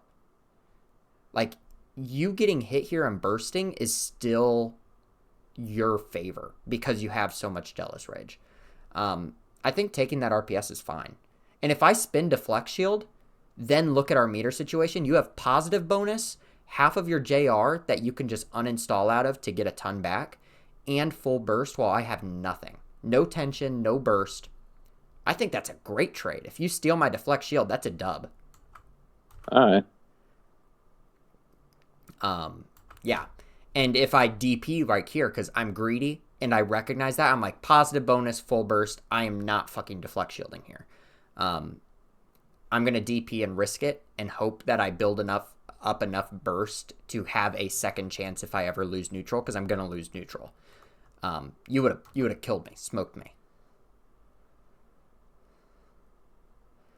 Great far slash though. That was good.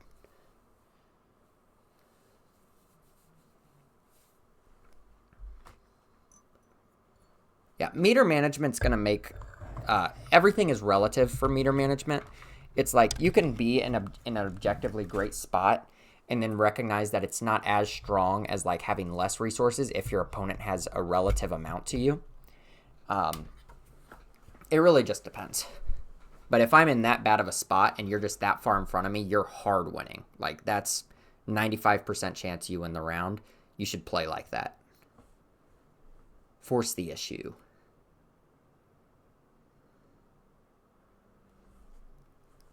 All right, here we go. Oh, unfortunate getting hit by that. It happens, though.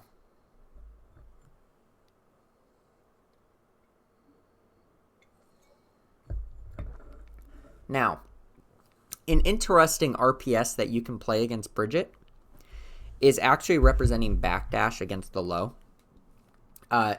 If you think I'm going to block low, instead of, or you think I'm going to go low for 2k, instead of blocking low, just backdash. Because I will whiff and I'm punishable. And ultimately, if you're going to block low, you're going to get hit by the overhead anyway. And the backdash sometimes beats the overhead even. So it's like, instead of blocking low, go for the objectively better option and go for backdash. Now, 2S will beat that option. But then I'm going for a frame 11 low instead of my frame 5, and it's not meaty.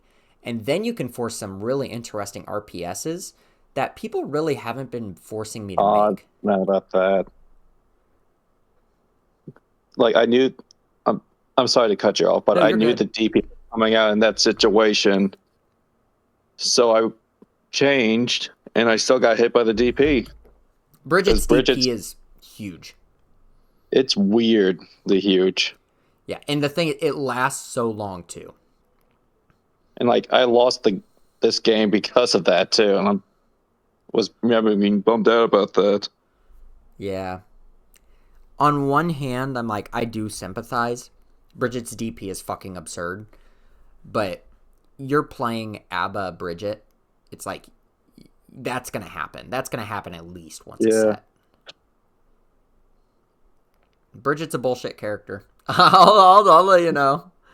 This character's brutal, and you're one of the victims. At least this character is, not you in particular, because you're great at this matchup. But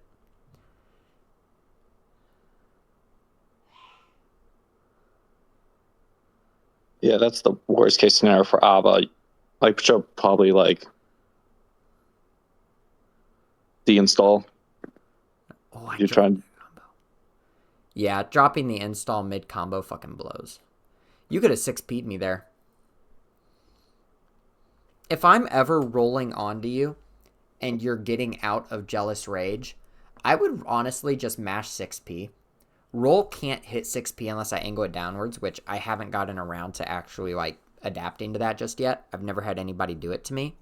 But I have labbed it out to where if you get out of Jealous Rage and I'm rolling on you, or not Jealous Rage, I apologize, if you do your parry in normal mode and I'm rolling on you, I have to commit to a button and either pray I time it right, or I just raw roll onto you, which 6P beats.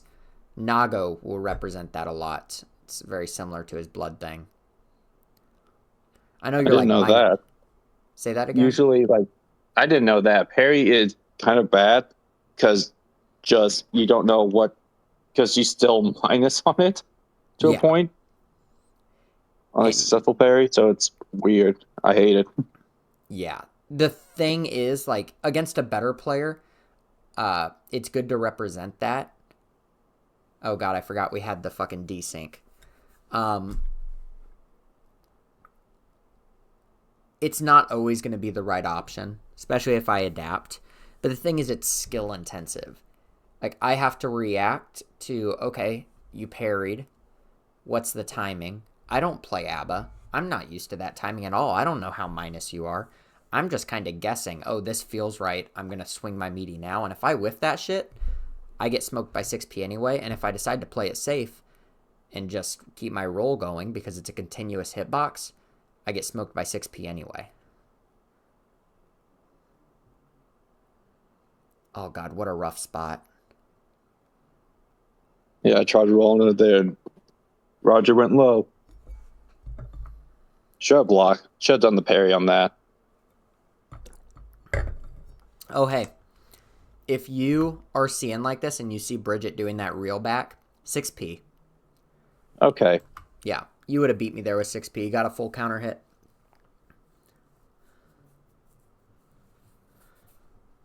And then Alba's 5-8 just slow.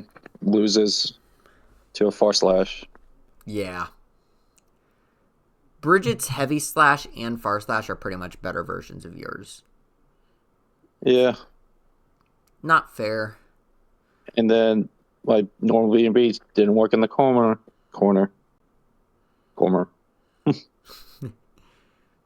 No, this last round did not work out at all. Great 6p. Oh, never mind. Oh, that sucks. I'm kind of surprised that hit.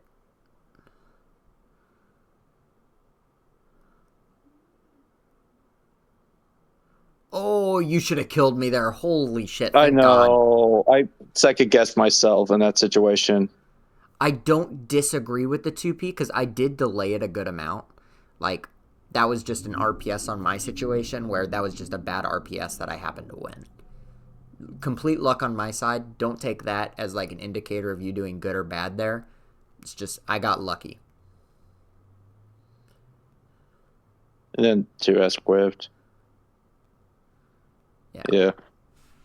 That's all she will. Just some unfortunate events in that one. Yeah. Honestly. But I think you got unlucky a couple times there. You're going to have good luck in that matchup in the future. I definitely would recommend learning Giovanna versus Bridget first, because you have a lot more counterplay versus Bridget that's ABBA specific, but Giovanna has a much, much better matchup. Oh, yeah, no. Bridget can just ignore the fight altogether and just run. Yeah. But like, it's still a good thing to have. Yeah, ABBA fucking blows against Bridget, and Gio actually might be like slightly winning.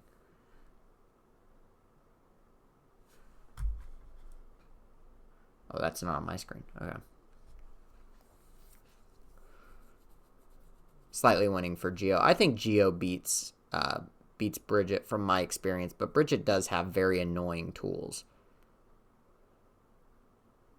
Yeah, no, she has everything that Gio hates. Long normals, a DP. Yeah. A lot of movement. Like, honestly, it's less the super long normals like 5H that I think let Bridget do well, because they have so much end lag that typically you'll see Bridget say don't use 5H very much in the matchup. I probably use it more than most Bridgets do. It's 5P and 2P. Like, those are god buttons in that matchup. Oh yeah, that's why she also struggles against Angie. His 2P just blows her up on stagger pressures. Yeah. He tries staggering. Because she's always slightly minus. She's just trying to play around with spacing. And like, if you just have big fast buttons, the fuck's she gonna do? Yeah. What is going on up there? I don't know. I think Durfla had a stroke.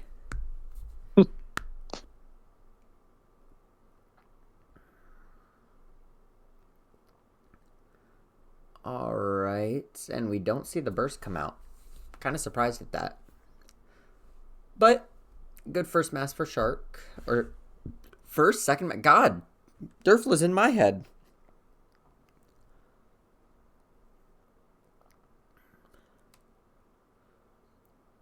Have you ever played against Dastardly's Elfelt? No, I haven't. Have you ever played against a good Elfelt? Yes. Okay. I think I played it like one earlier this week. Do you feel like you're pretty familiar with the matchup, or is that a matchup where you're kind of like just intuiting it? A bit. Like, I'm just kind of like, I am still guessing, but I kind of know what options they have. I know what options they have.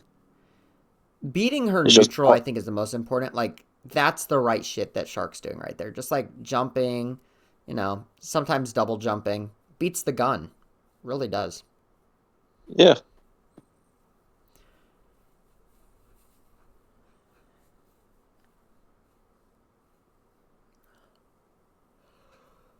Elfelt's Heavy's a disjoint, right?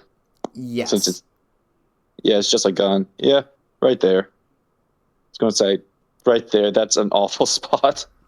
Yeah, she's good there, and she can really space that out to where if you FD, like far slash heavy slash into the express, whatever, that like move where she shoots the gun and flies into you. Yeah.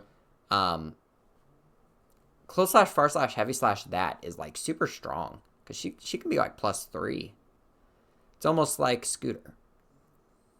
I thought she had to be certain distance away. Is that Yes. far enough for her? She does. Really? It depends on the spacing. A lot of the times, if she's going for like a slightly further far slash, her range on that in heavy slash is so good that she can auto space it. And the spacing for it being plus is actually fairly generous. And she's only like, if she ever does like close slash, far slash, heavy slash into it, she's never going to be more than like -3. And she's not going to be close enough to you, especially if you have D for you to grab punish. I'm surprised more Elfelts don't use that because I abused that shit whenever I was trying her out, and it was good. Where like heavy 5H goes directly into Here I Go, so Eureka, so it's a better option. Depends on the spacing. If you're close, then the butt we're going to call it express. Then express is terrible because you're going to be minus and they can just like close slash or punish you. So yeah, you should absolutely go into Rekka. But if you're outside Rekka range, then it's generally not going to be a punishable option and it keeps her in. And if she's been doing her pressure on you, she probably has enough to where even if she blocks a couple times, she'll have YRC. And that's just good. She wants to play those defensive situations because if she can reversal it, she has meterless 50-50s. So it's in her favor to kind of just YOLO it whenever she can. Though, of course, Rekka instantly is better. It's just a tool to get you into that Rekka range. Good jump, Shark. Good jump. Yeah, that was a good bait. How do you feel about this matchup? I think the same as regular. Tough call. I actually don't play Soul Abba into Soul much. What was your game plan going into this?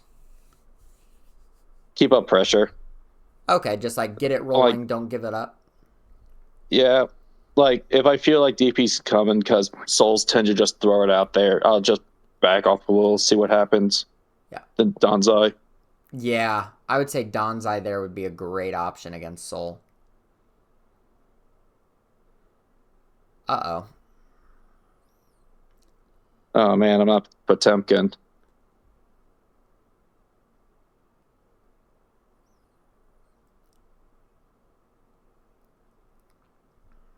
Did you get third or fourth? Third. Nice. Because we were in winners finals. Yeah. This is losers finals actually. Yeah, I went to winners finals with losers and lost in losers finals to Shark. Right. Okay. Dang, we're almost done. Yeah, I think this last bit went by pretty well. Yeah, I mean, we had a reset, but I mean, this match I think is like is this a 3-0 or a 3-1? I think it's a 3-1. Oh, good bait. Oh, no confirm. And then I dropped it. I'm dropping everything. Oh, that blue wild assault's expensive. That's unfortunate. Yeah, no. But I think I was getting frustrated because I got 2 counter hits and I dropped both of them. Oh, damn, that's unfortunate. Honestly, you stood a really good chance there. I think you played the end of that very well. I didn't know if that was like a DP attempt or he actually went for a 6H, like a crazy person. If they're in the corner in this situation, I would recommend going for Donzai a lot more. Yeah. Like if your biggest fear earlier was like, if I whiff Donzai, I'm ultra minus, you can't whiff it. Like even if they jump, they block it. They're blocking it. And then you get to RPS's jealous rage, ABBA with some risk on there. Like that's goated.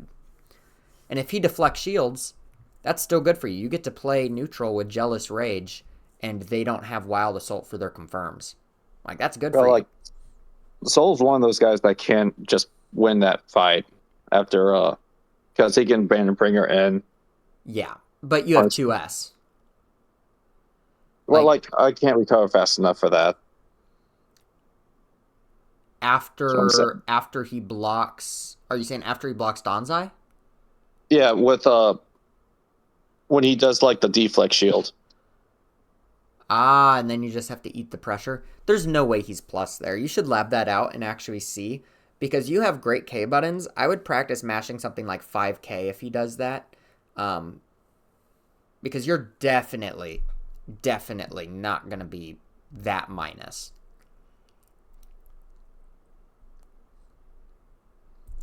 And would you block the bandit bringer there? Or would it whiff in front of you? For this, which situation? The After Donzai? Donzai. I think I'll be far enough. I think if he takes a few steps forward and then does it, I think it's going to be close. Okay. In that situation, if he has to take those few steps forwards, you should be blowing him up for that. You have the tools to do that. Like I saw you earlier do like walk back far slash. That shit will blow up walk forward. And if he does like raw bandit revolver and you're doing your walk back far slash, you can just react to it. Like it's a very slow move. The issue is that it beats your anti-air options that you kind of autopilot to. It's not that it's a very quick move. So I think playing a little bit more reactively there after Donzai would be a good option. But I don't think you should be... What a win over the DP. I don't think you should be that scared of Bandit Bringer there. Though I'd have to see it in action to really know the RPS. Okay, I just try to look up how much whiff, like how much recovery I got on whiff. I don't see it. On what? On that frame thing you just dropped. I think. Which move? I don't see. Oh, Donzai.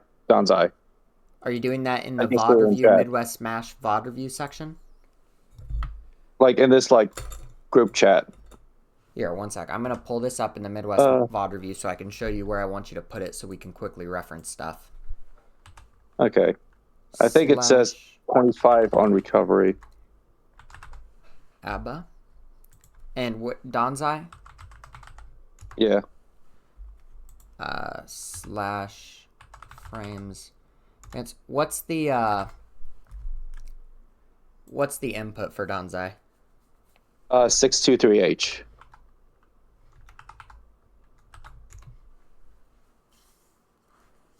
So, 25 there frames you go. of recovery.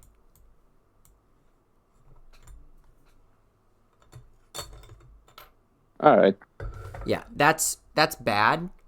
But the thing is, in that situation, like where he's in the corner and blocks it, you're +4 on block. And if he fuzzy jumps and blocks it in the air, you're like +15 to +20. Like that's not a situation that you should be scared of getting into. Okay. I thought it was like way more punishable than that, honestly. Yeah, no. There's a reason people do it on Oki. People do it on Oki because you can take your pressure back after. It's just as good as doing a close slash. You're +4. Hell, I mean, I think ABBA's close slash is only +3, so you're more plus. The only thing you're really risking there is them FDing, and because it's 2 hits, you get pushed away further. But, like, if you're in Jealous Rage, who the fuck cares, you know? True.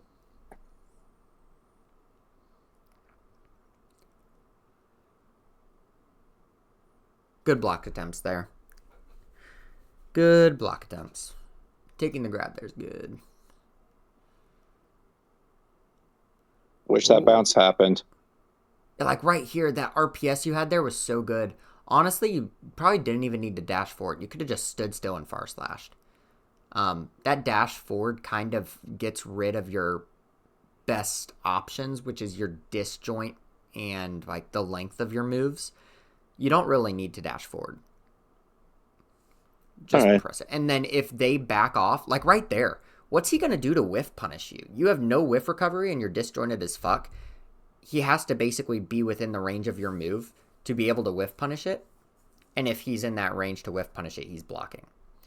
Don't be afraid to just whiff shit. Because if you whiff shit, they're far away from you. You have huge moves. They're very fast and they're not very punishable. Good slide in. Good He grab. saw it though.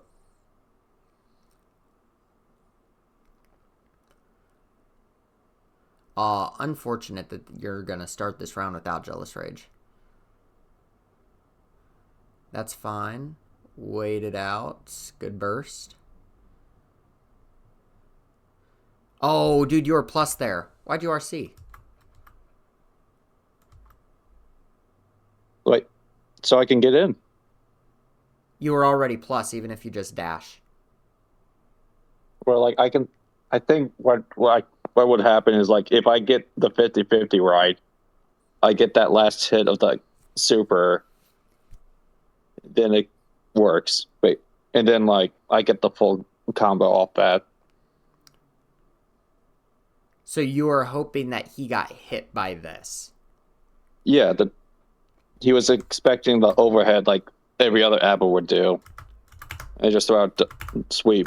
So you were hoping he would get hit right here. Yeah, and then not the third by the hit would super just itself. pop him back up. You would... Oh, I don't know. That's expensive. That's 100 meter for one extra mix. I think that's a bit greedy. I can see your thought process, and I don't disagree. It's good to be like, yes, you're getting a tangible benefit out of spinning this meter, but that's so expensive. That's 100 meter. Honestly, you get a free mix anyway. You can force a second mix-up if this one doesn't work, and you got 2 mix-ups out of this, but like leaving 50 tension on the table just in case something goes south, like spinning 100 tension in 2 different places is generally better than spinning it all at once. Just because if your first one fails, you still have 50 to play defense with. All right. And with that purple, unfortunate drop there. With that purple RC, you're also taking a meter penalty or a tension penalty, so you're not going to be building it up as fast. Oh, double backdash and Jealous Rage. That's iffy. Because honestly, you're playing the neutral and pressure game very well. I think you lost this set because of your meter management. And that's not, yes, it is like directly part of your game plan in neutral, but it's not part of your spacing or your pressing game. Like, you're doing great at those. It's just the meter management where you've earned your reward and then you're not really seizing it like you should. Like, you put in all the hard work.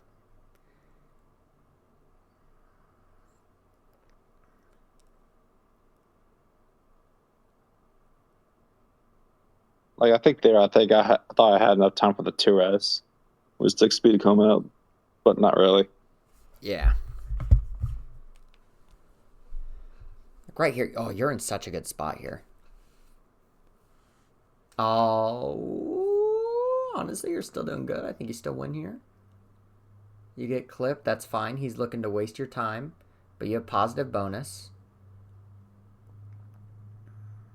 It's a waste of some meter. That's kind of where it's like, I don't fault you for going for the YRC. I think it was a bit of a panic option, but that's not a bad panic option. Like I was low on it. I think I was low on jealousy and wanted to at least keep some for a mix Yeah. or Yeah. something. Just go for one last thing, risk it all. I don't fault that. I think that's a decent decision.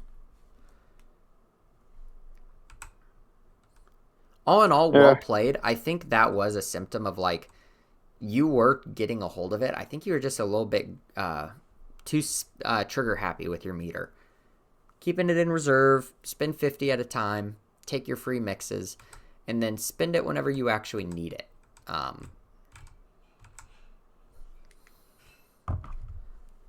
right. Yeah.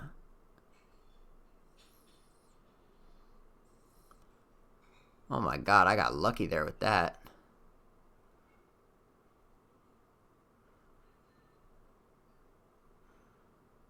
Okay, super wall break. His meter situation's fairly good. I probably go for blue RC right here, try to bait the YRC. Yes, I do. But he waits it out. Good job, Shark. Oh, I was winning hardcore until then.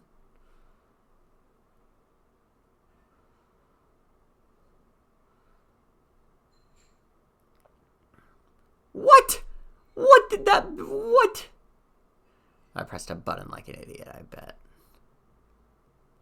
Oh, he was ready for that.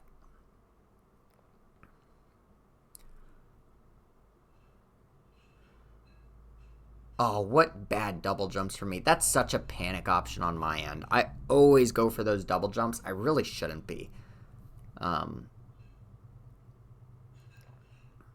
Great 2H, though.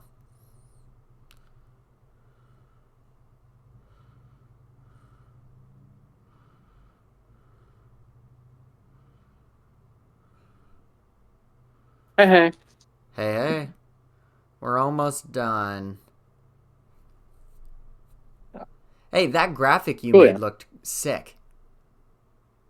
Sweet. Have we just decided on a interviewee? I'm going to decide that after we're done reviewing grand finals and the reset. So we can actually discuss that, because I have to make that decision, and I meant to make it last night. That's fair. Want to run some friendlies after? Or wait, we should probably wait till after the grands. Yeah. We're going to watch grands. We're going to get this stream over with. We'll talk about who we're going to interview. I'm going to make a couple things for the Discord, and then I'm down to run some friendlies. Sweet. And actually, I kind of want to go buy some edibles before I play. I'm sorry, that's a little funny. No, you're good. That's why I want to do it. I love playing this game when I'm a little buzzed. That's fair. Very cerebral. All the decisions that are normally so routine for me become like, oh my god, I'm so smart. Like, I'm gonna eat this okie and block, and I feel like a fucking genius doing it. Like, it's such a boost to your self-esteem, especially when you realize you're playing so much worse than you normally do. Now, I'm not glorifying weed to a minor. Do not smoke. Don't do it.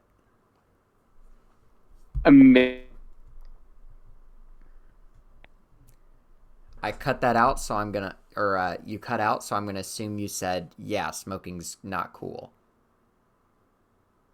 Yeah, I said don't do drugs while staring at the camera, and like a synth piano starts playing. Don't do drugs, kids. What am I thinking unfortunate catch on that Bandit Bringer. Honestly, the Bandit Bringer wasn't a bad idea there, if a bit greedy. Shark, I guess, has a very weird habit. Well, not a weird habit, but suboptimal but understandable of going for that in neutral. Where they're like, I think they feel safe being in the air, and they're like, I can beat this anti-air with just like double jump into Bandit Revolver or Bandit Bringer, or just even raw Bandit Bringer to get in. It's really not that good of a movement tool. It's very committal, very minus on whiff. It's not something you can abuse. You kind of got to know that it's going to land. And if you get caught on it, you get like air counter hit of the nth degree. Right.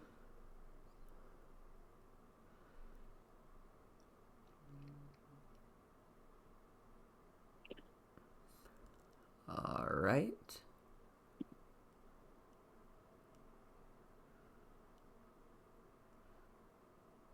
If he would have backdashed that Wild Assault, that would have been like the end of my career.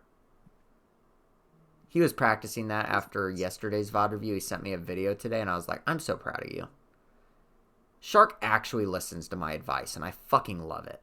A lot of people take it in, and then they don't lab it, and they're just like, I'm going to internalize it and play it in the next set. Shark actually labs it and then sends me videos, and I'm like, you are just the GOAT. Right. Because he gets so much better because of it. Like, holy shit, he got the reset here. I used to fucking sweep him. Aside from our first meeting, in which case he, like, beat me. Let's not talk about it. Yeah. It doesn't fit the narrative. Thus, it didn't happen. Exactly. It doesn't fit the narrative. I don't remember it.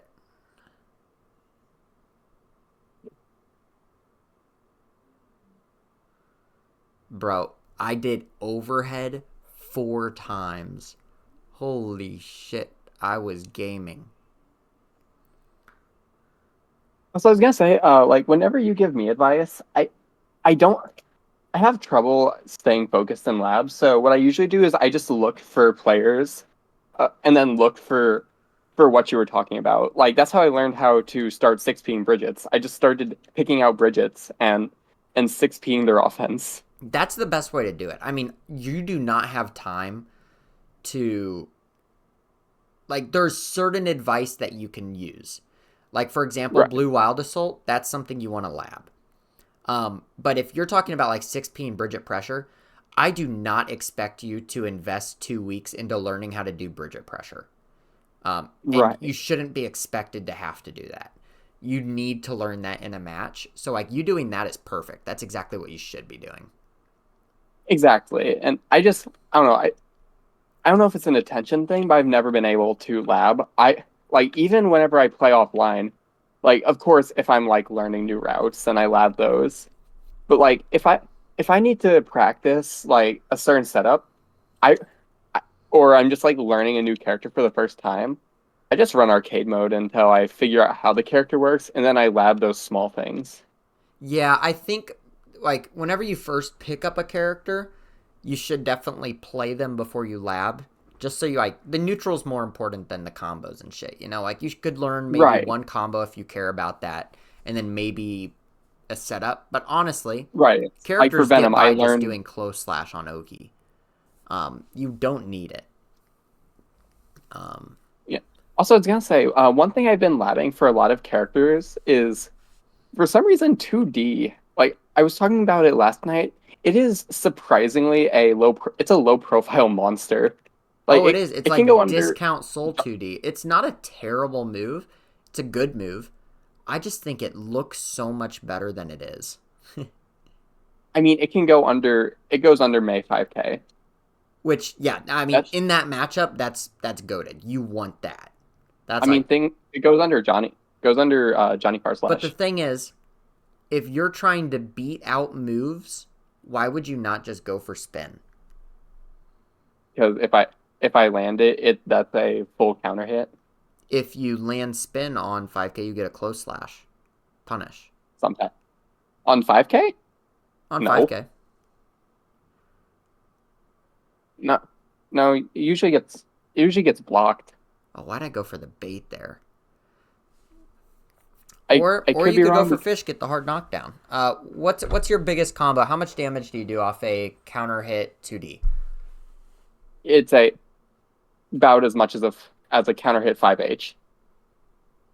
How So much is like from mid screen with one wild assault, around 60%.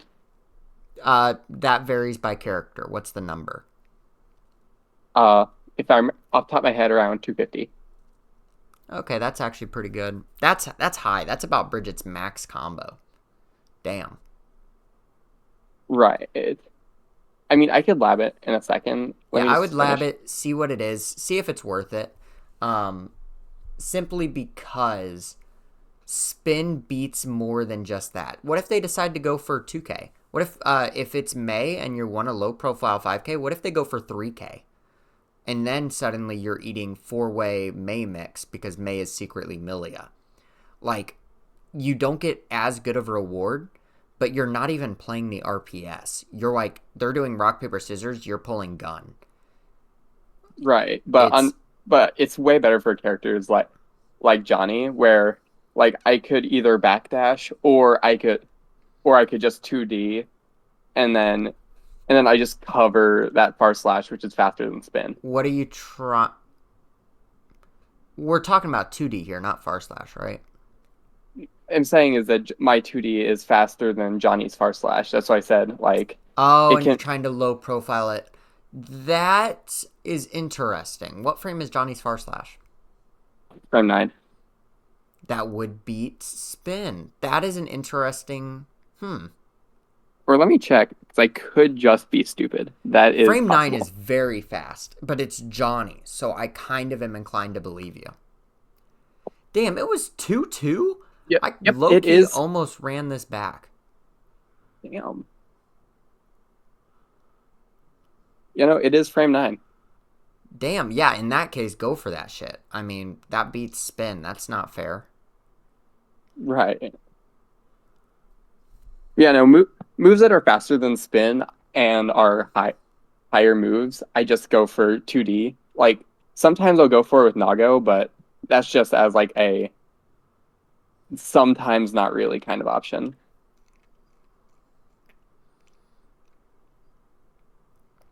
Yeah. I hope you know, though, in the future... Oh, what a burst bait. That's how I fucking lost. Damn, that and not breaking the wall. Man, that was a... I kind of threw that. I had that one in the bag and I threw it. That's sad. I did warm up during this second set, though. I think you... In the future, whenever you start, like, giving me RPS situations like that, I just want to warn you, I'm going to start saying why for every time, and it doesn't mean I disbelieve you. It's just I want you to explain your reasoning. Yeah, right. Like, I shouldn't be doing things just for the sake of doing things. Yeah. Because I've noticed in the past, like, whenever we reason through, we do find good things about it. It just takes a little bit of digging to know exactly why, and knowing why is super important. Right. Right, because again, just pressing buttons to press buttons is very bad. Yeah.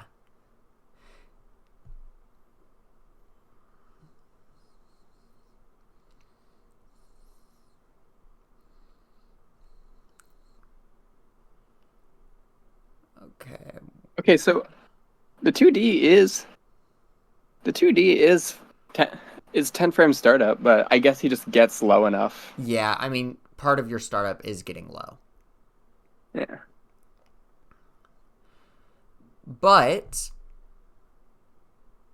I guess it does have more reward. What's its recovery versus 6P? Recovery 22 frames. That's a lot of recovery. What's the recovery on 6P? I believe it's like 18 frames. I'm currently checking. On 6P. No, I have to find 6P.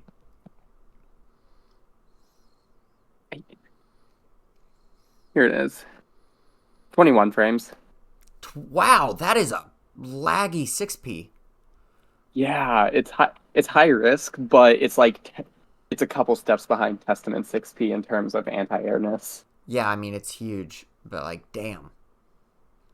Yeah.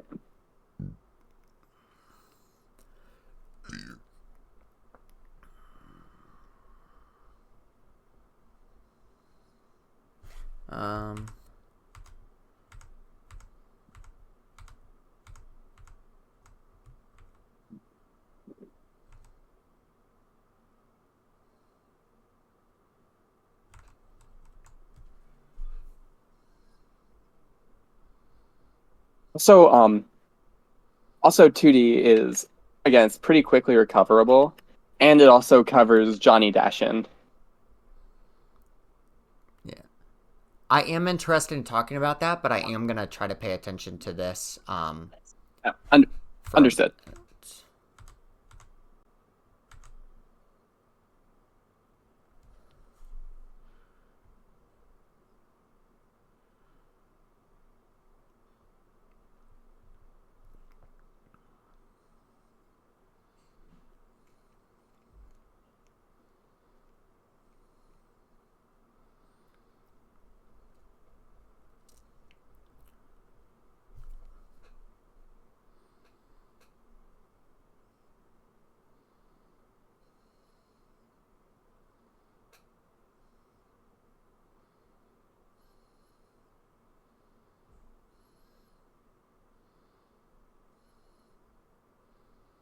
Damn, what a bad backdash by me. I got scared there.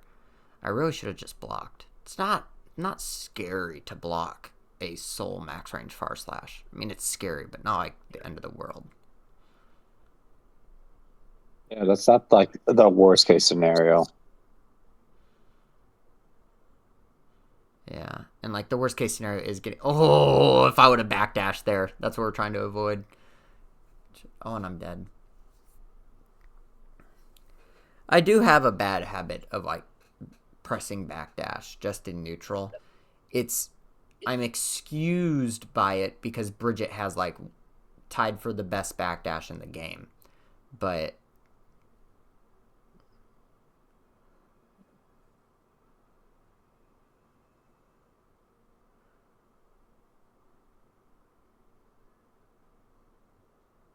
what a 5P. Good fucking anti-air shark. Holy shit.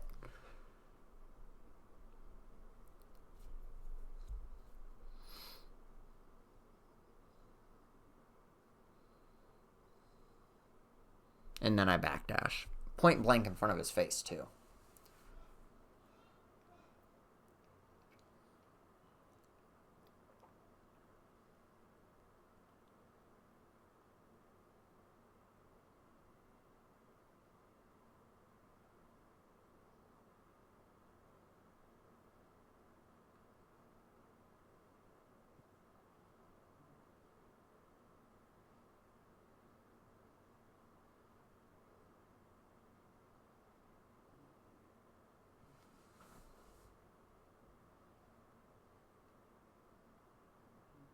Oh, 6P into that is good. Good for me.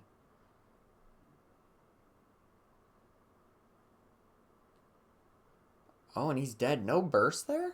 Damn. No, he's not dead. God, Bridget sucks.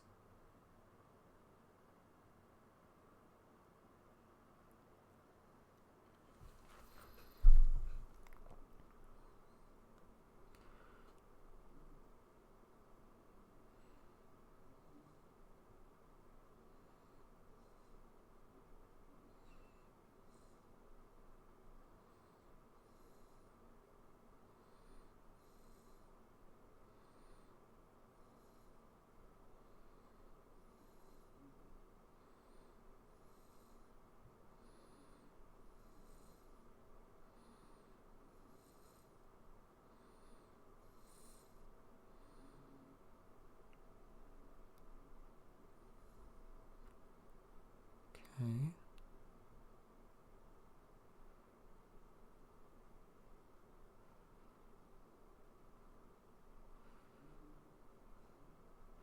Good, good. That's the shit. Pressing your K buttons against Soul is so good.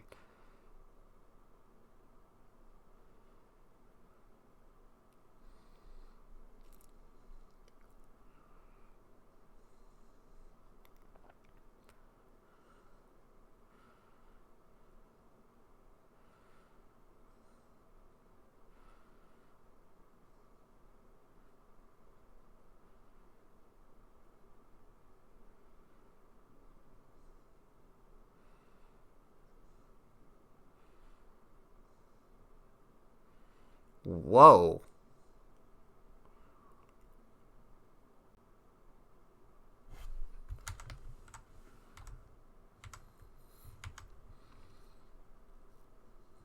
Okay, that was funny, though.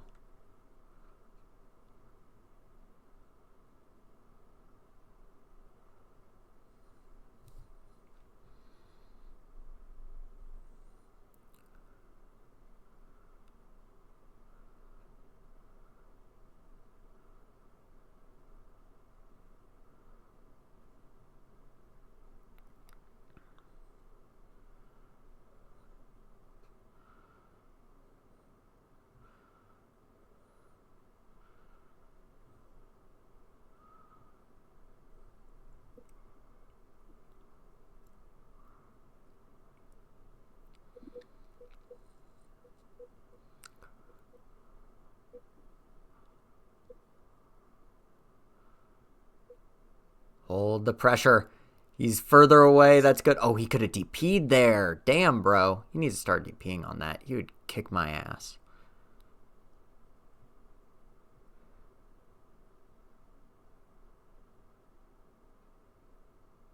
Good 6B.